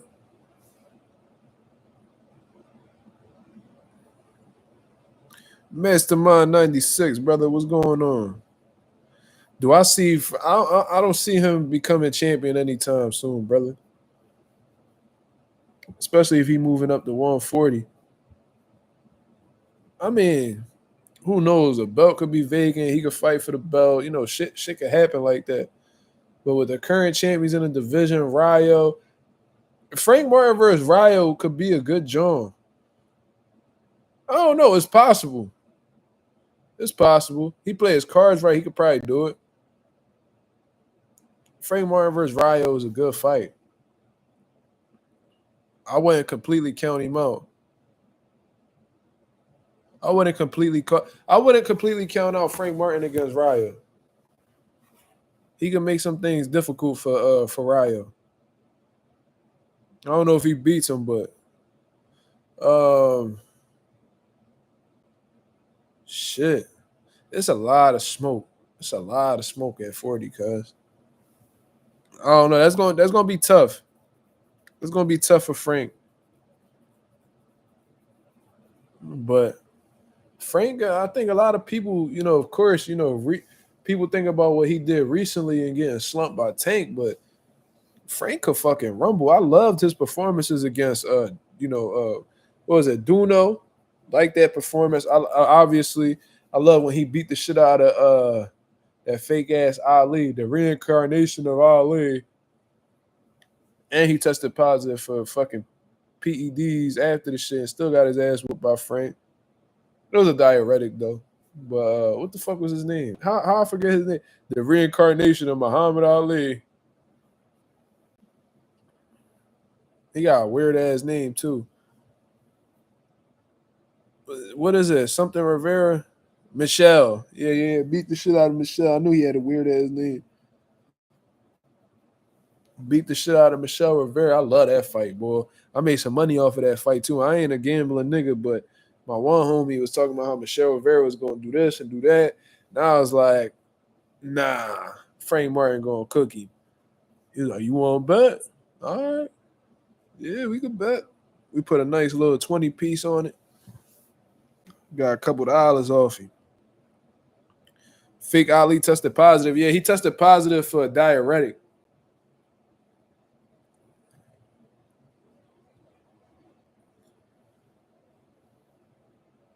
It sounds like a domestic case. Yeah. The way Frank beat his ass, he should have got charged with DV. You heard?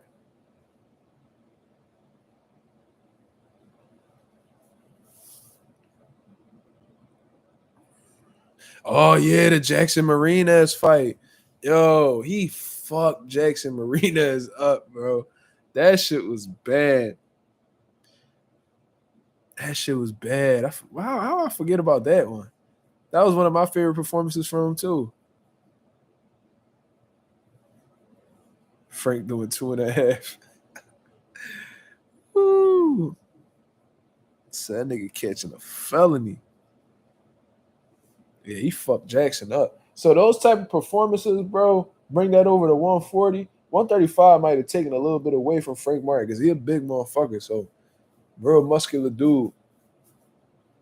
So I think 140 might, that extra 5 pounds might give him a little, like Frank Martin would say. You feel what I'm saying?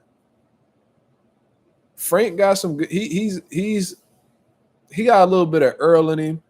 You know how the way he a stepper, the high guard and all that shit. But he got good athleticism, good speed. He got punching power. I love the combination punching as well. You know what I mean? Like he's a solid come forward fighter, but he got a brain too. You know what I'm saying? So he be all right. He be all right. Yeah, 140 might give him a little bit more. Feel me?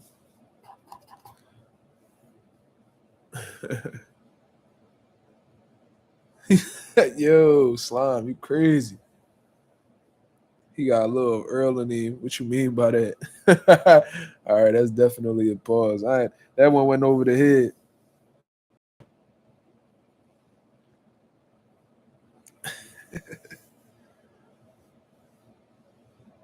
Yeah, he drawing. Slime got me with that one. But nah, real shit though. Frank Martin I like Frank Martin's style. You know what I'm saying? You reaching with that one, Slime, but the first one you got me. That the over the head, John. You you reaching, cuz. Uh, yeah, that's kind of crazy. I ain't mean that. I ain't mean it like that, man. Chill. Tank versus Crawford is the future. Mastermind, no, it's not, man. They not fighting. They'll never fight. Mastermind be tripping. Mastermind off that motherfucking yak right now. He off that 1738. Hey, I'm like, hey, what's up? Hello. So your pretty ass so that you can't do the dough.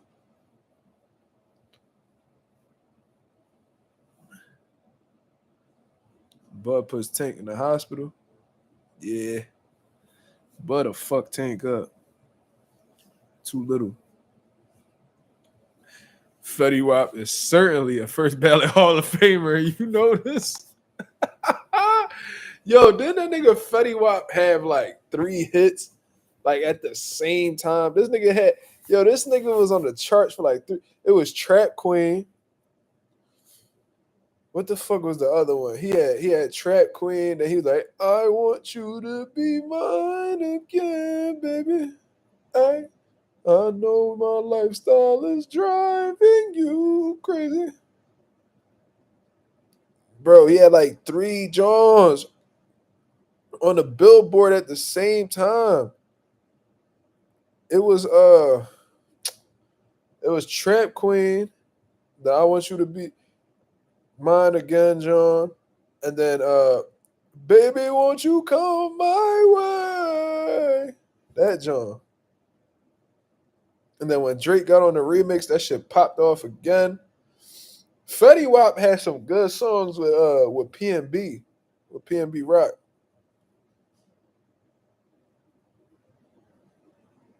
He had that song, well, one day you're broken, you making them all jealous. I'm a smooth young nigga, barmaids and more jealous. Man, PNB was the man, dog. Rest in peace to PNB Rock, cuz PNB always had good music, bro. That nigga was really an artist. Trying to tell you, PNB Rock, and he was popping way before he went mainstream in Philly. But PNB really had bangers, bro. I love his hook on the John Dangerous with Meek Mill. Oh girl, you bad, bad. Hashtag on the project. You're so excited. Give me the pussy. So many options. He killed that. He killed that hook on Dangerous. There was a song called "My City Needs Something." That's a Philly. That's an inside Philly song. Niggas don't know about that one. Killed that shit. Um, it's just me. He got this song called I ain't fucking with that. Hold me down, you did that. You was there when I was broken up. He got a song called "Fuck with You," but y'all gotta listen to that, John, bro. PNB FWU, and he got it. And there's a girl on the feature, bro. Old PNB, bro. That nigga was nice, bro. With he had the melodies with the rapping. Come on, man.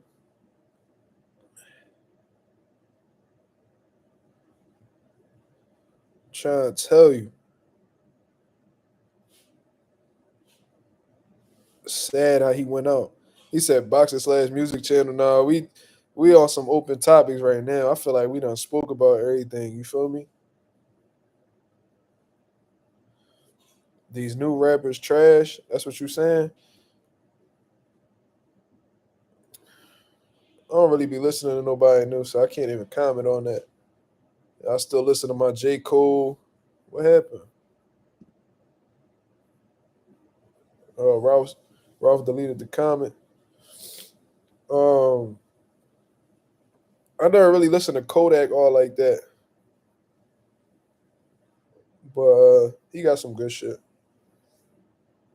Clarissa versus Layla Ali. Who y'all got? Clarissa gonna beat the shit out of Layla Ali. Layla Ali old as hell, inactive. You know what I mean? She still be looking like she fit, she in shape, but being in shape and being in fight shape, totally different. Clarissa got the youth. You know what I mean? She practically, more accomplished. Layla Ali don't need none of that. She don't want them problems. She better stay her. She better go ahead and make another cookbook or something.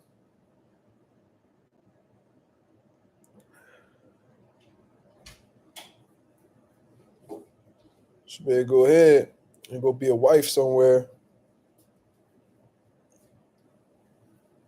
She not ready for that. You know how long it'll take her to be slightly ready for Clarissa Shields?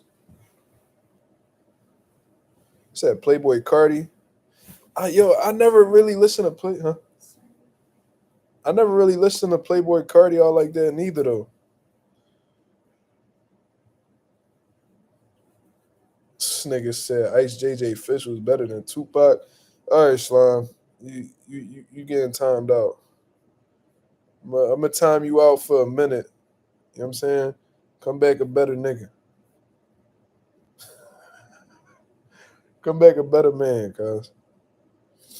I gotta time him out from that. Playboy Cardi, I can't speak on him. I never listened to him. Oh shit. On my phone. My laptop on 4%. You know what I'm saying? Who can actually sing? You know who can actually sing? T-Pain. T-Pain can actually sing. All this time. Do I fuck with Fabio? No, not really. I think he kind of corny for real, for real. He got some shit that like, get the club pop shit like that, but like rapping, he asked to me. I don't like how he be repeating shit too. Like he'll say one line. What the fuck does that one John he be like, I know I'm the one. Uh, Yeah, I already know I'm the one. Like nigga, bro, we heard you and that line was not hard, dickhead.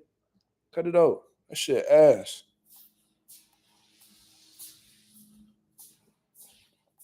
It was a genre where Drake was like, Favi, Sosa, viral, move. I'm in this bitch with the wooski. Champagne got me loopy. I can't believe that Favi got a fucking verse with Drake. That nigga ass. Drake could get that verse to anybody. Could get that feature to anybody. Yeah, that shit to Favi.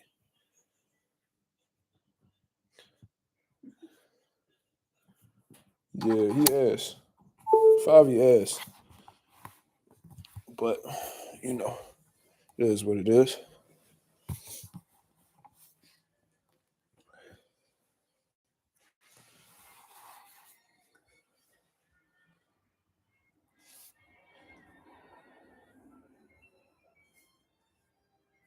Bro, I still fuck with Drake. I still fuck with Drake. Drake always got some shit that I fuck with. But People are trying to figure out what the CVS stand for. what the fuck CVS stand for? They say cotton, Vaseline, and stuff.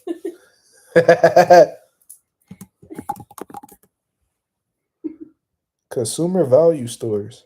Wow. I never knew what CVS stood for. Cotton Vaseline and stuff.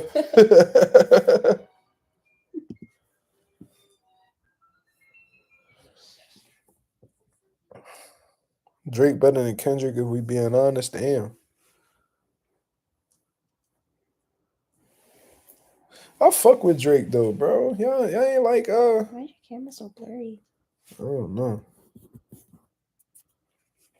And laggy. I don't know, babe. My phone it. Let's see how I look to the people. My shit lagging on here too. My shit lagging on here too.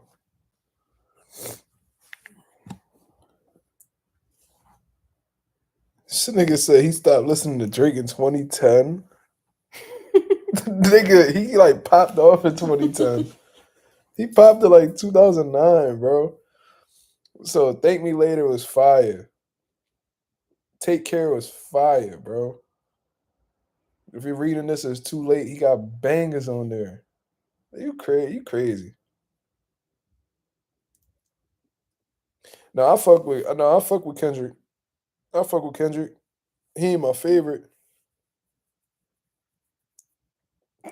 So Far Gone, the mixtape, that shit was fire.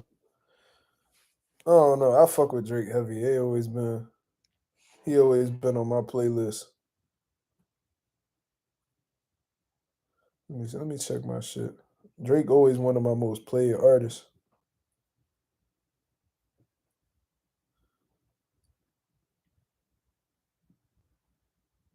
Nothing was the same, bro. That wasn't fire. He got one of my favorite songs of all time on Nothing Was the Same. The Language by Drake, you can't tell me that shit ain't fire.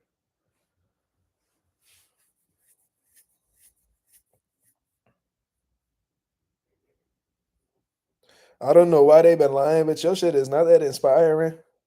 Bank account statement just look like I'm ready for early retirement. Fuck any nigga that's talking that shit just to get a reaction. Fuck going platinum. I looked at my wrist and it's already platinum. I am the kid with the motor mouth. I am the one you should worry about. Who the fuck are you referring to? Who is this nigga you heard about? Someone just gave you the runaround. But that's what you do when the money down. I don't waste time putting money down. I just go straight to who got it and buy it in cash. Pussy so good that you got it. Come see me on tour and you got to fly in first class. You crazy. They asking who your favorite artist. First of all, Reps, why you worry about my girl favorite artist? Fuck nigga. It's like, I'm just fucking with you. Well, say who your favorite artist? Summer Walker. Summer Walker. What's up? Janae, Summer Walker. Bryson Tiller. Bryson Tiller. Okay. Bryson. I like Brent too. Brent. That's a good job. So she like her R&B type shit. She be listening to Young Jeezy too. That should be crazy. You know all the Jeezy lyrics. Young Jeezy. My president is black. Yeah. It's like, nah. I fuck with Young Jeezy too. You don't know who Summer Walker is, nigga? If you pull her music up, you'll recognize one of her songs. She popping like that. But yeah, she like her R&B though. I fuck with now. If we talking R&B, that's a totally different discussion. I listen to R&B way more than rap. I be listening to my white people music too. Shit. Brent definitely one of my favorite. I fuck with Bruno Mars. I even like the white boy Ed Sheeran. I'm surprised you ain't say SZA, babe. I like it. It's a lot to me. Okay, she said she likes SZA too. Chris Brown at the top of my list, for sure. Frank Ocean, he a little inconsistent with me. He said Frank Sinatra. Mark be playing Frank Sinatra. Nah, it really be. I be listening to soul, so I be listening to like Teddy Pendergrass. I be listening to Marvin Gaye. Um, who was I just? I was listening to. Damn, I'm mad, bro. My mind's slipping right now. I was just listening to Between the Sheets, the Isley Brothers. I was listening to them. I listen to a lot of old shit, bro. But if we talking about like current R&B artists, Chris Brown. I was always a Trey Songz dude, but he ain't put nothing out in a while. Brent, if you want to consider him an R&B artist, I like Daniel Caesar. I think that's his name, right? Yeah. Daniel Caesar. I like Frank Ocean too. She fuck with Frank Ocean heavy, yeah. She always did. And Georgia Smith. He said, "Wait, who's gay?" I said Marvin Gaye, nigga. That's his name. Talking about who gay? Okay. I said one of my like I be listening to Marvin Gaye, like that's the boy name. Oh. He talking about who gay? Who gay? No, Ed Sheeran is dope, bro. Like Ed Sheeran always got some shit, bro. Always. He's just a great artist, bro. Tony Tone Tone, nigga, what? No, I ain't listen to that. I'm not familiar with Tony Tone Tone or like that. But R&B, that's my shit. Like, don't matter.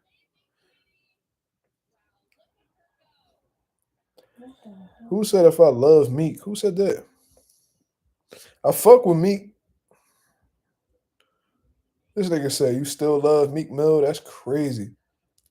How you know I love Meek Mill? You new to the channel. You coming in under a fake account again? Take reps. You just started coming around. How you know I love Meek Mill? Sound like you been here before, brother. Who you acting as? Trevor Daniels? I was wait. What the fuck is that? Trevor Daniels. Sounds familiar. Hold on, bro. If you troll, I'm gonna time you out again. Why I know that name? Oh, that's actually a singer. Okay. There was a song I think I heard from him. Robert Jenkins said I love Gunna as well. Gunna be having some shit. Nah, Meek could rap, bro. Like that whole Diddy shit, that shit cool. But I'm talking about like really making music. Like he can really rap. He one of very few niggas that really be rapping. Go back to the R&B shit. I feel like I should have a better list than that though. I fuck with Miguel.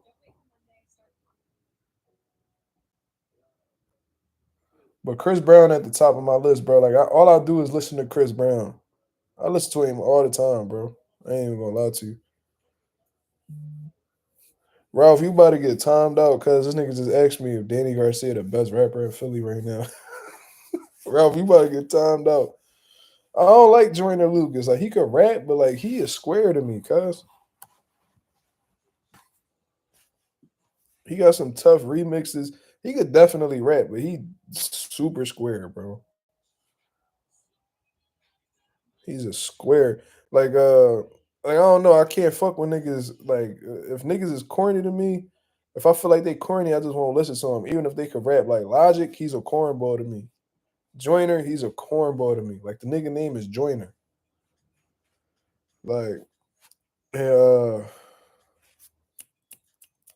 what's the other nigga name? Corday, he could rap. Cornball, I would never listen to him.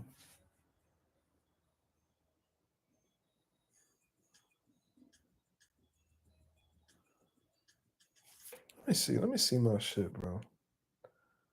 But Ed Sheeran on my jaw, for sure. Pause. Old August Alsina had bangers, bro. Uh, like I said, Brent Fayez, Bruno Mars, Bryson Tiller, Chris Brown, Daniel Caesar. Yeah, like I was saying. I like the y'all fuck with Division. J. Cole, my favorite rapper all time. J. Cole is my favorite rapper of all time. Him, Nas, DMX. I fuck with Pun.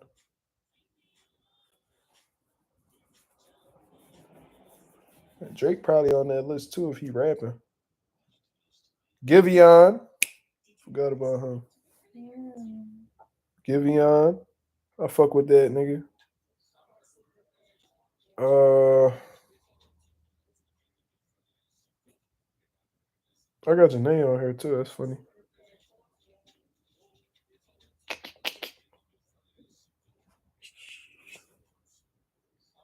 Get out.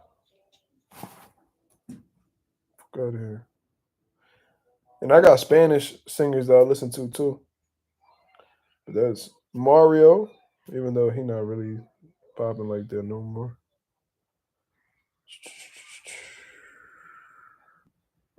Pink Sweats, he dope.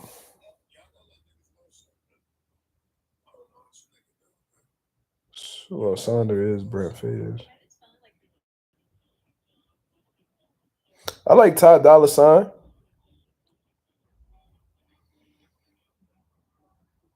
The Weekend, of course. Yeah. This nigga said I be choking the cats. That's crazy. Yeah, I'm more of an R&B guy, but I definitely listen to my rap too.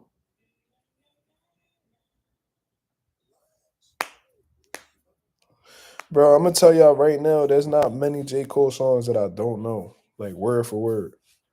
Like I don't know too many people that could really hang with me with J. Cole songs. Like I'm dead serious from his first album he put out when his name was The Therapist all the way till now. Like there's not many songs that I don't know. When I had went to the off season concert at the Wells Fargo, I knew every single song and everybody there was niggas around me that couldn't believe that I knew every song that was on there. He was like, I'm gonna play an old song for y'all. Let's see if y'all really day one Jacob. He played Back to the Topic. Nigga, Back to the Topic was like my theme song in high school, bro. Like all that shit. He could play I'm the Man. That's old shit, bro. I'm talking like I just downloaded all his old projects on my Apple Music. Look, he got Friday Night Lights on here. I know all that shit. The Warm Up. That's probably my favorite mixtape out of all of them. And then he got the Come Up. Niggas don't know about the Come Up. You feel what I'm saying? Kendrick nice though. I fuck with Kendrick, but J. Cole always been my favorite rapper since I was in like seventh grade. My step pop made me a fan of J. Cole, and then he just became my favorite. Fire Squad, She Knows, Workout. Yeah, Fire Squad was fire. That was 2014 Forest Hills Drive. That album, the same day that album dropped, I had made my high school's basketball team. Nah, fuck no, I'm lying. We was in tryouts. Kendrick always been nice. Yeah, bro. He got Kendrick got a favorite of mine too. His name that shit called what the fuck was that shit called? It's called Cut You Off. Kendrick got an old song called "Cut You Off," and he just talking about like toxic people, like toxic girls he dealt with that he cut off, family members that he cut off, tough niggas from around the way he cut off, and like he talking that real shit. I want to learn something new, and then he'll get into it.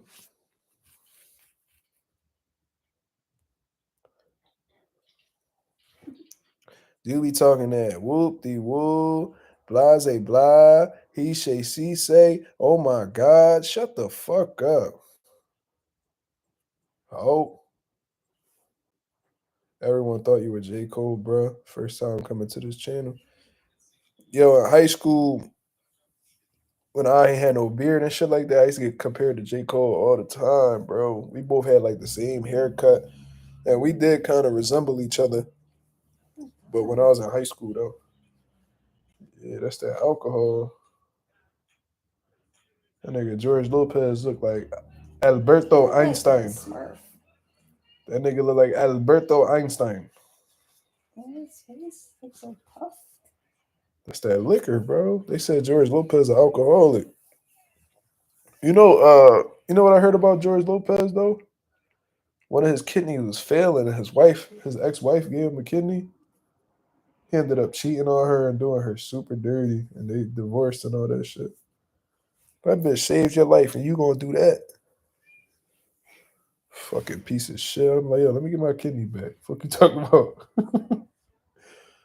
Stupid ass. A Boogie, I fuck with A Boogie. Wait, what you mean show some respect on here? What happened? NBA young boy. What?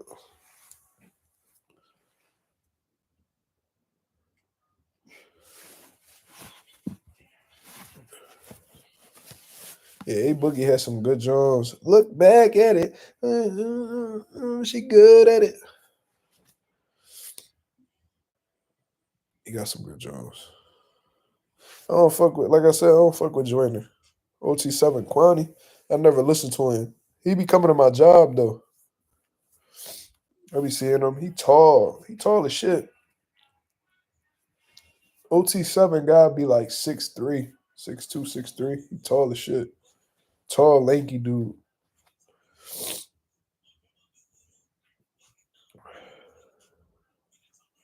Yeah, him and Gilly be coming to my job. Gilly taller than I thought. But me and him about the same height. Pop Smoke had a lot of potential. That shit sad.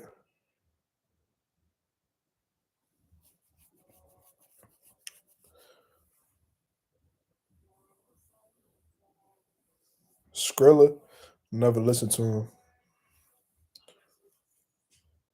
I be hearing like his shit like on TikTok and shit like that, but I don't listen to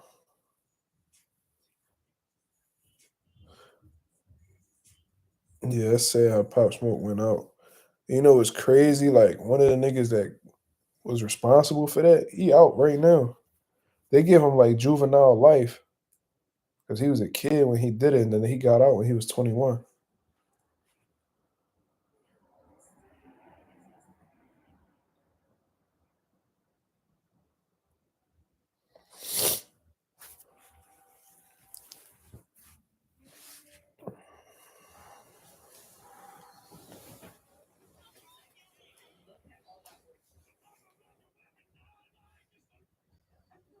It's you.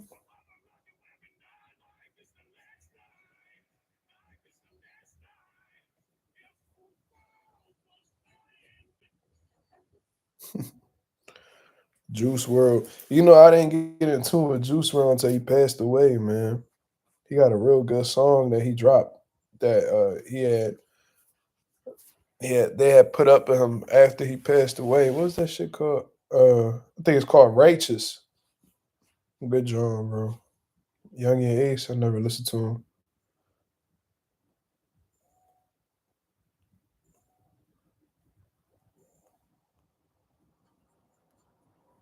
Chief Keef, I love that fuck my baby mom verse he got on Sexy Red song.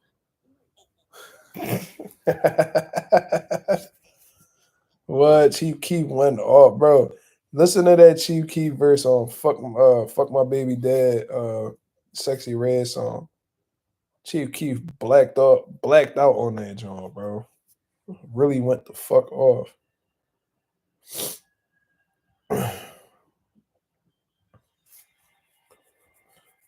I used to fuck with Roddy Rich heavy, bro, but his momentum died out a little bit, man. I used to fuck with Roddy Rich heavy a few years back.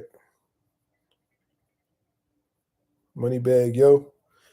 I feel like a lot like he found his little rhythm with like making like little club bangers and shit, but I feel like a lot of Moneybag Yo is like he be like copy and paste and shit.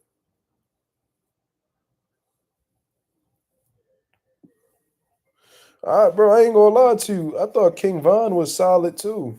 Good storyteller. He could rap. I thought he was alright. And Dirk got a lot of shit that I fuck with too. Nipsey Hussle, he was solid. He was definitely solid. I like the what the fuck was that song he had? It was on his album.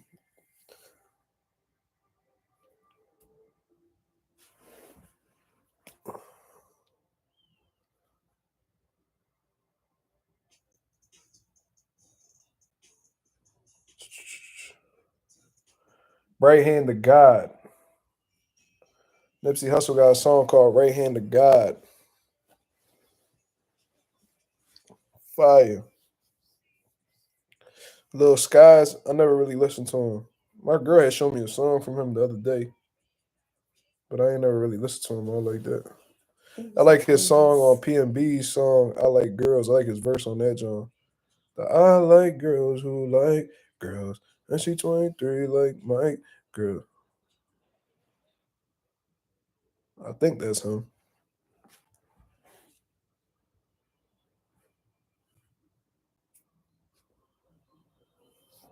This nigga Slime crazy, bro. French Montana is the worst rapper ever. Bro, I was so pissed when they put French Montana on that Stay Scheming song with Drake and Rick Ross. Nigga, Drake slaughtered that John. Rick Ross slaughtered that John. This nigga French Montana. Hop off the coupe to that ghost dog. Huh? Niggas on the roof like ghost dog. Huh? Dwight Howard on the post dog. Huh? Watch the body tilt when you hit the head. Huh? Niggas lost mills trying to beat the feds. Huh? I'm like, yo, this nigga ass. Like, pack him the fuck up. Jesus Christ. I don't know why they put French on that joint. Cause it's like you usually pay niggas to be featured on y'all. I think French paid them niggas to get on that song. I swear to God. Bro, you know French Montana's song so bad. Nah.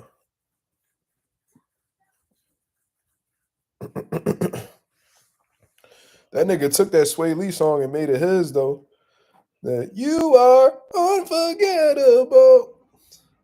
He made that. He bought that song off Sway. Sway had one and he peeped. 21 Savage, bro, he performed at J. Cole's concert in the offseason. That shit was ass. That nigga can't perform to save his life.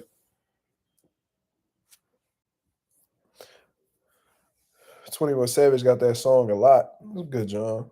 21 Savage, his rapping is really basic to me, but it worked for him, I guess. Very basic rapping. Do I fuck with Jello Ball? Swerve in the corner. Whoa, whoa.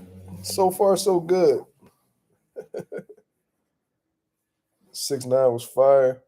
He had that one song that the beat was crazy. What the fuck was that John called? Bro, that beat. Hold on. Popping niggas like a welly nigga. You a silly nigga. In the hood with them hoving niggas. Hold on, hold on. I think it was Gumbo. Let me see. Yeah, it was Gummo, bro. That fucking beat, bro. Yo, that shit went crazy. I can't put it too loud because they'd take my shit down.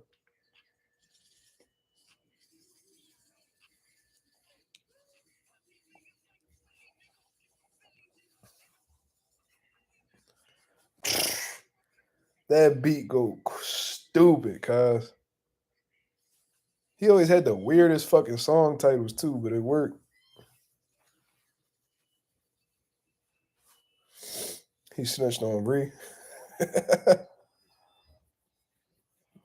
Why 6ix9ine say nigga? I don't know. He be around all them black people. They be letting him say it. Let him tell it. He Mexican and Puerto Rican, but he don't claim his Puerto Rican side. I think his dad was a deadbeat, so he just be claiming Mexico, which is good. You know what I'm saying? We don't want to claim that faggot.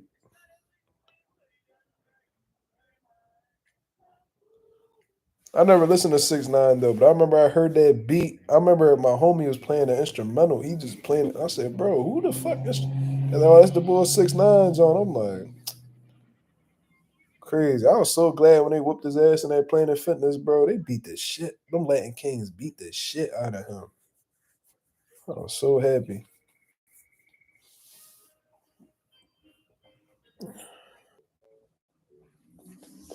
In Philly, they be letting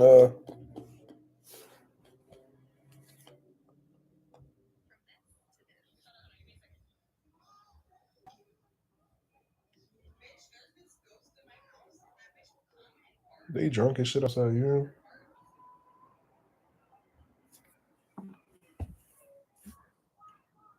Yeah, 6ix9ine is half Puerto Rican. Y'all betcha y'all ain't know Fabulous half Dominican.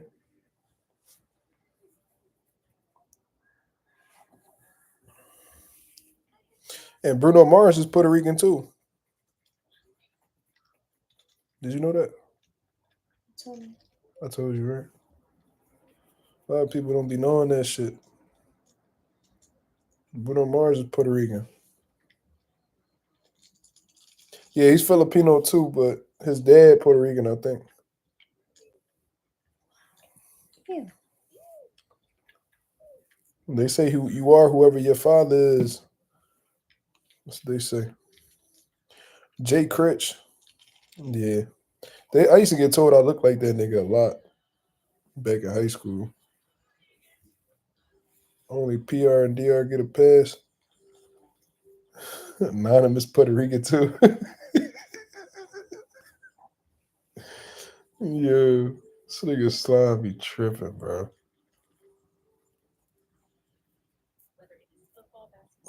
Who get a pass in your book? Oh man, I ain't want to get into that, bro. Doesn't Jay Critch box a little? I don't know. Do we? I don't know nothing about that nigga. Schofield Jr. don't give me zesty vibes. It's just his father. But apparently his father Dominican, so it makes sense why he be acting so zesty.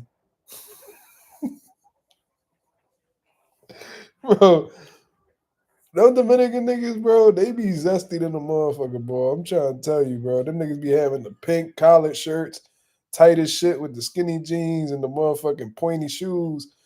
I was like, yo, these niggas be wilding. Like, they don't even be knowing they feminine neither. Ooh.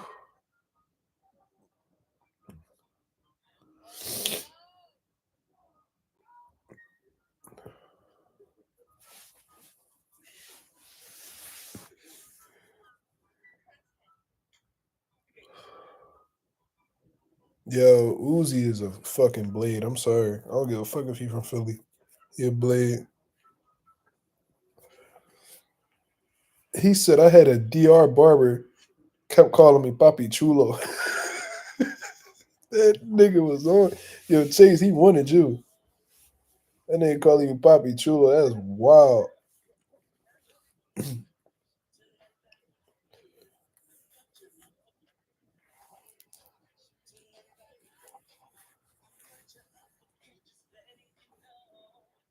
You a weirdo. What? I didn't even say nothing. That's Mama Huevo. Dominican niggas is though.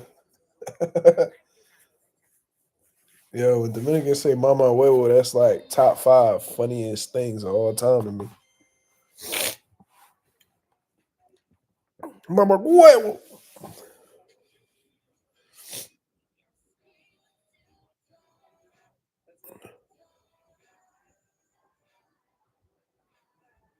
But let's get into one more topic, then I'm gonna get up out of here. I've been on here for 2 hours and some change. This nigga said bye, Mark. I'm sleepy. This nigga a blade, cuz. Yeah, slime. I'm glad you deleted that message. A man telling another man he's sleepy, that's crazy. Bye, I'm sleepy. That's zesty, man. Yeah. I want you to tuck him. I want you to tuck him into bed. What?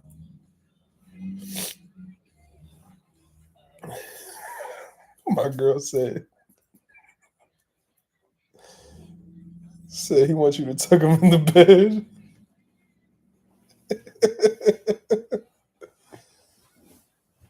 Yo, that's crazy. Yo, I can't wait for the summer, bro. I'm trying to be on my dark skin shit. No cap.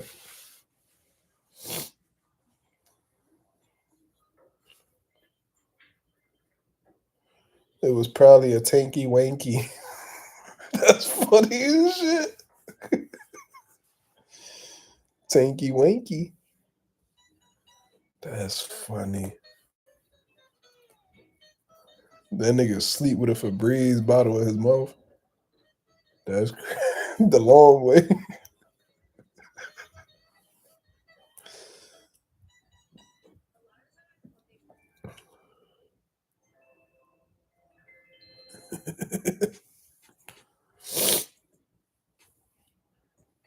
Yo, that's funny. One more topic before we get up out of here, man. I'm tired. You can see that shit in my eyes. I'm tired.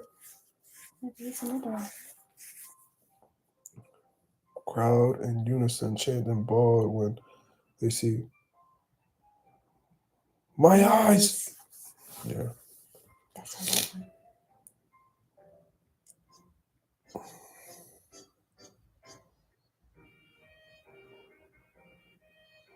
Breaking news. This is SpongeBob trivia, by the way, y'all. The best time to wear damn it, hold on. The best time to wear a striped sweater is all the time. Mm-hmm. Fuck you talking about? What? SpongeBob talking loudly. Damn, I don't remember that one.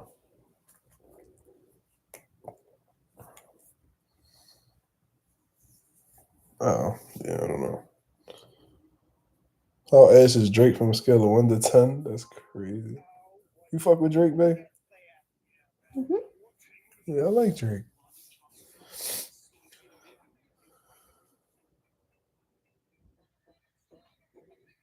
Tory Lanez. What about him? Him too. Yeah, Tory Lanez is fire, bro. I should have mentioned him too. Tory Lanez was fire. Most girls gonna fuck with him. Drake, though, Mazuma. Yeah, I guess. He do got the girls on lock. He made music for them.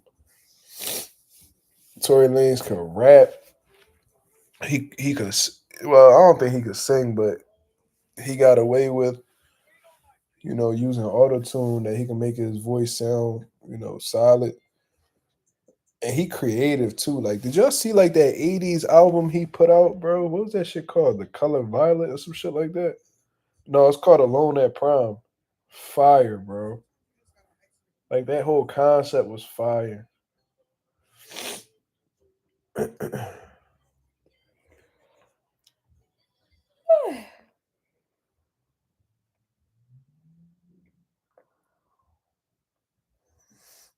see something.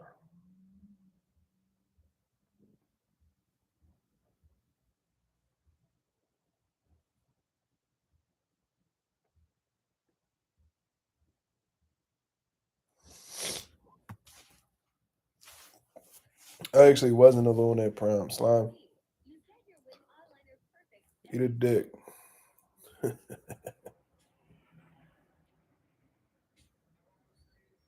Lil Wayne, Carter 3 Wayne for sure.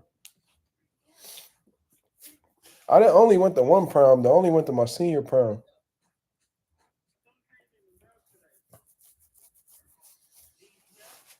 I didn't go to junior prom. I went to South Hop and I went to my senior prom. You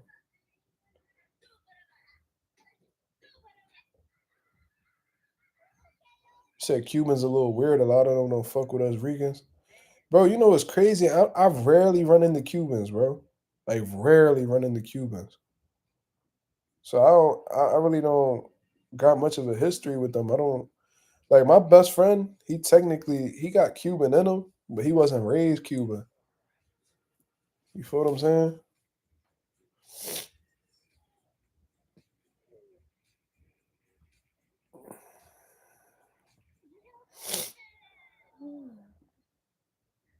Yeah, I don't got much history with Cubans. So I don't know much about them besides boxing.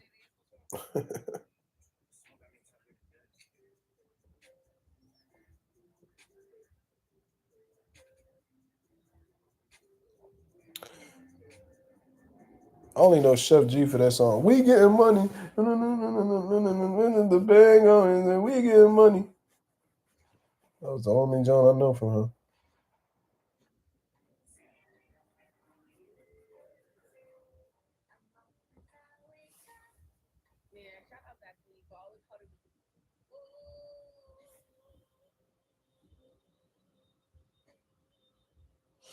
Future.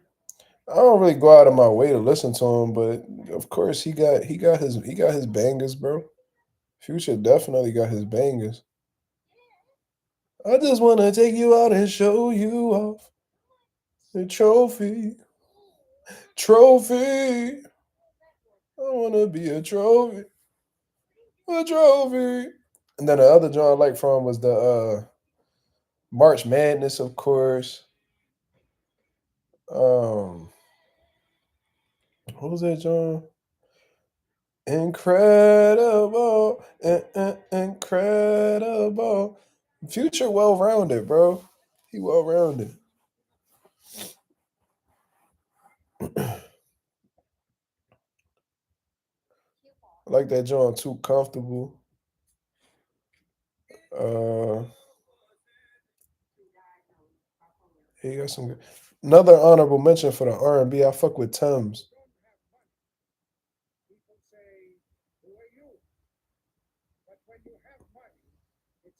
Low Life. That's another good one. Sipping Ace of Spades like it's water. hmm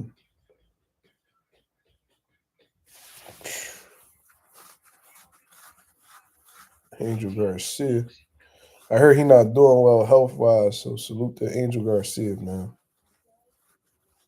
I hope he get through that.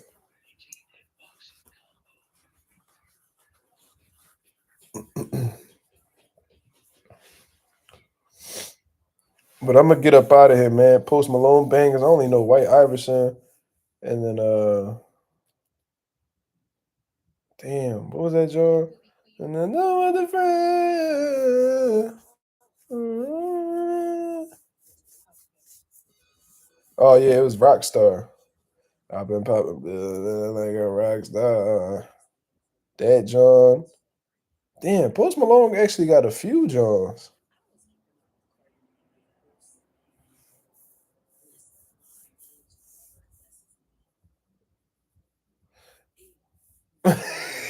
Mark be hating on a lot of niggas though. He hate Rod Wave.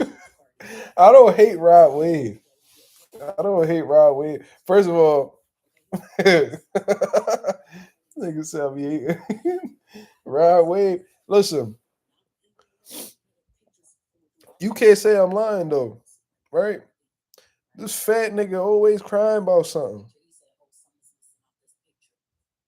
You feel what I'm saying? Fat nigga always crying, always in his feelings. Like nigga, go ahead, bro. Cut it. You probably getting your heart broken so much because bitches ain't feeling your big ass. You know what I'm saying? Then I seen like he had a concert where like he jumping into a foam pit. Like he committing suicide. Like nigga, life ain't that bad. Calm your big ass down. He always crying about something. He got it sound like he got good music. I don't listen to him, but it sound like he be on to something. He got a huge fan base, bro. Like he sold out the Wells Fargo, cause like he be doing his thing, but it's like I don't know. I'm just not. I don't want to hear fat niggas crying. I want to see fat niggas working. You feel what I'm saying? Bro, the nigga tried. Bro, I couldn't believe it. Like he was like moving like on the edge of like a wall. Then he just jumped into the foam pit. I was like, did this nigga just commit suicide?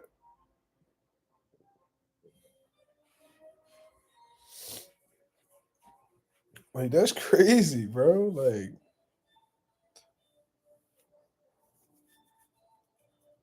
that nigga went all the way. That nigga went all the way to the bottom of the foam pit too. That's how I knew he was heavy. Took that nigga like 5 minutes to get out. I was like, I hope that nigga don't go to Sky Zone. He fuck around and drown out that motherfucker. You know you big when you jump into a foam pit and you go and you hit the bottom. That's crazy. That nigga was That nigga hit the bottom of the foam pit. Yo, you ever fell in the foam pit? You just be on the top. You just fall on the top. Then you just gotta crawl your way out. This nigga sunk in that motherfucker, bro. How you feel about Dave Blunt saying he gonna crowd surf? That's how he gonna that's gonna be his fatality. That dickhead gonna jump thinking that niggas is gonna try to catch him. Yo, Dave Blunt, ain't nobody about to catch your big ass, cuz you on some my 600-pound life shit, and you think niggas about to catch you, nigga? Everybody in that crowd gonna have to be on clenbuterol to let that nigga crowd surf. Every nigga in that crowd gotta be competing for Mr. Olympia if that nigga want crowd surf. That nigga gonna have to have bodybuilders on top of bodybuilders out there, power lifters, all that shit. You tripping? That's gonna be his fatality, bro. I'm trying to tell you that nigga. He gonna try. He gonna how the fuck nigga the crowd surf? You gotta jump off stage. Like, am I tripping? What you do? You gotta jump into the crowd. The crowd surf. That nigga Dave Blunt's not coming up off his feet unless his fat ass about to sit on that sofa.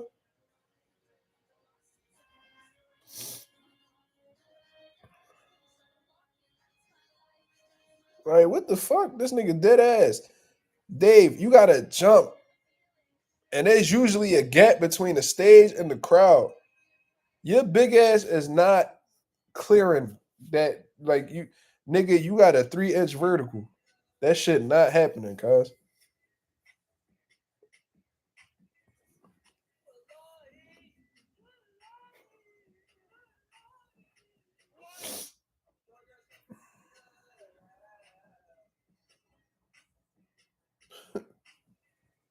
This nigga got a 3-inch vert talking about he about to crowd surf. He crazy as shit. But anyways, I'm gonna get up out of here, man. Y'all have a blessed, beautiful night. We had some great conversations, some great open topics as well, man. You feel what I mean? Be on the lookout for my live tomorrow. You feel what I mean? Until then, this is Mazuma TV. Y'all have a blessed, beautiful night. I'm out of here, man. Peace.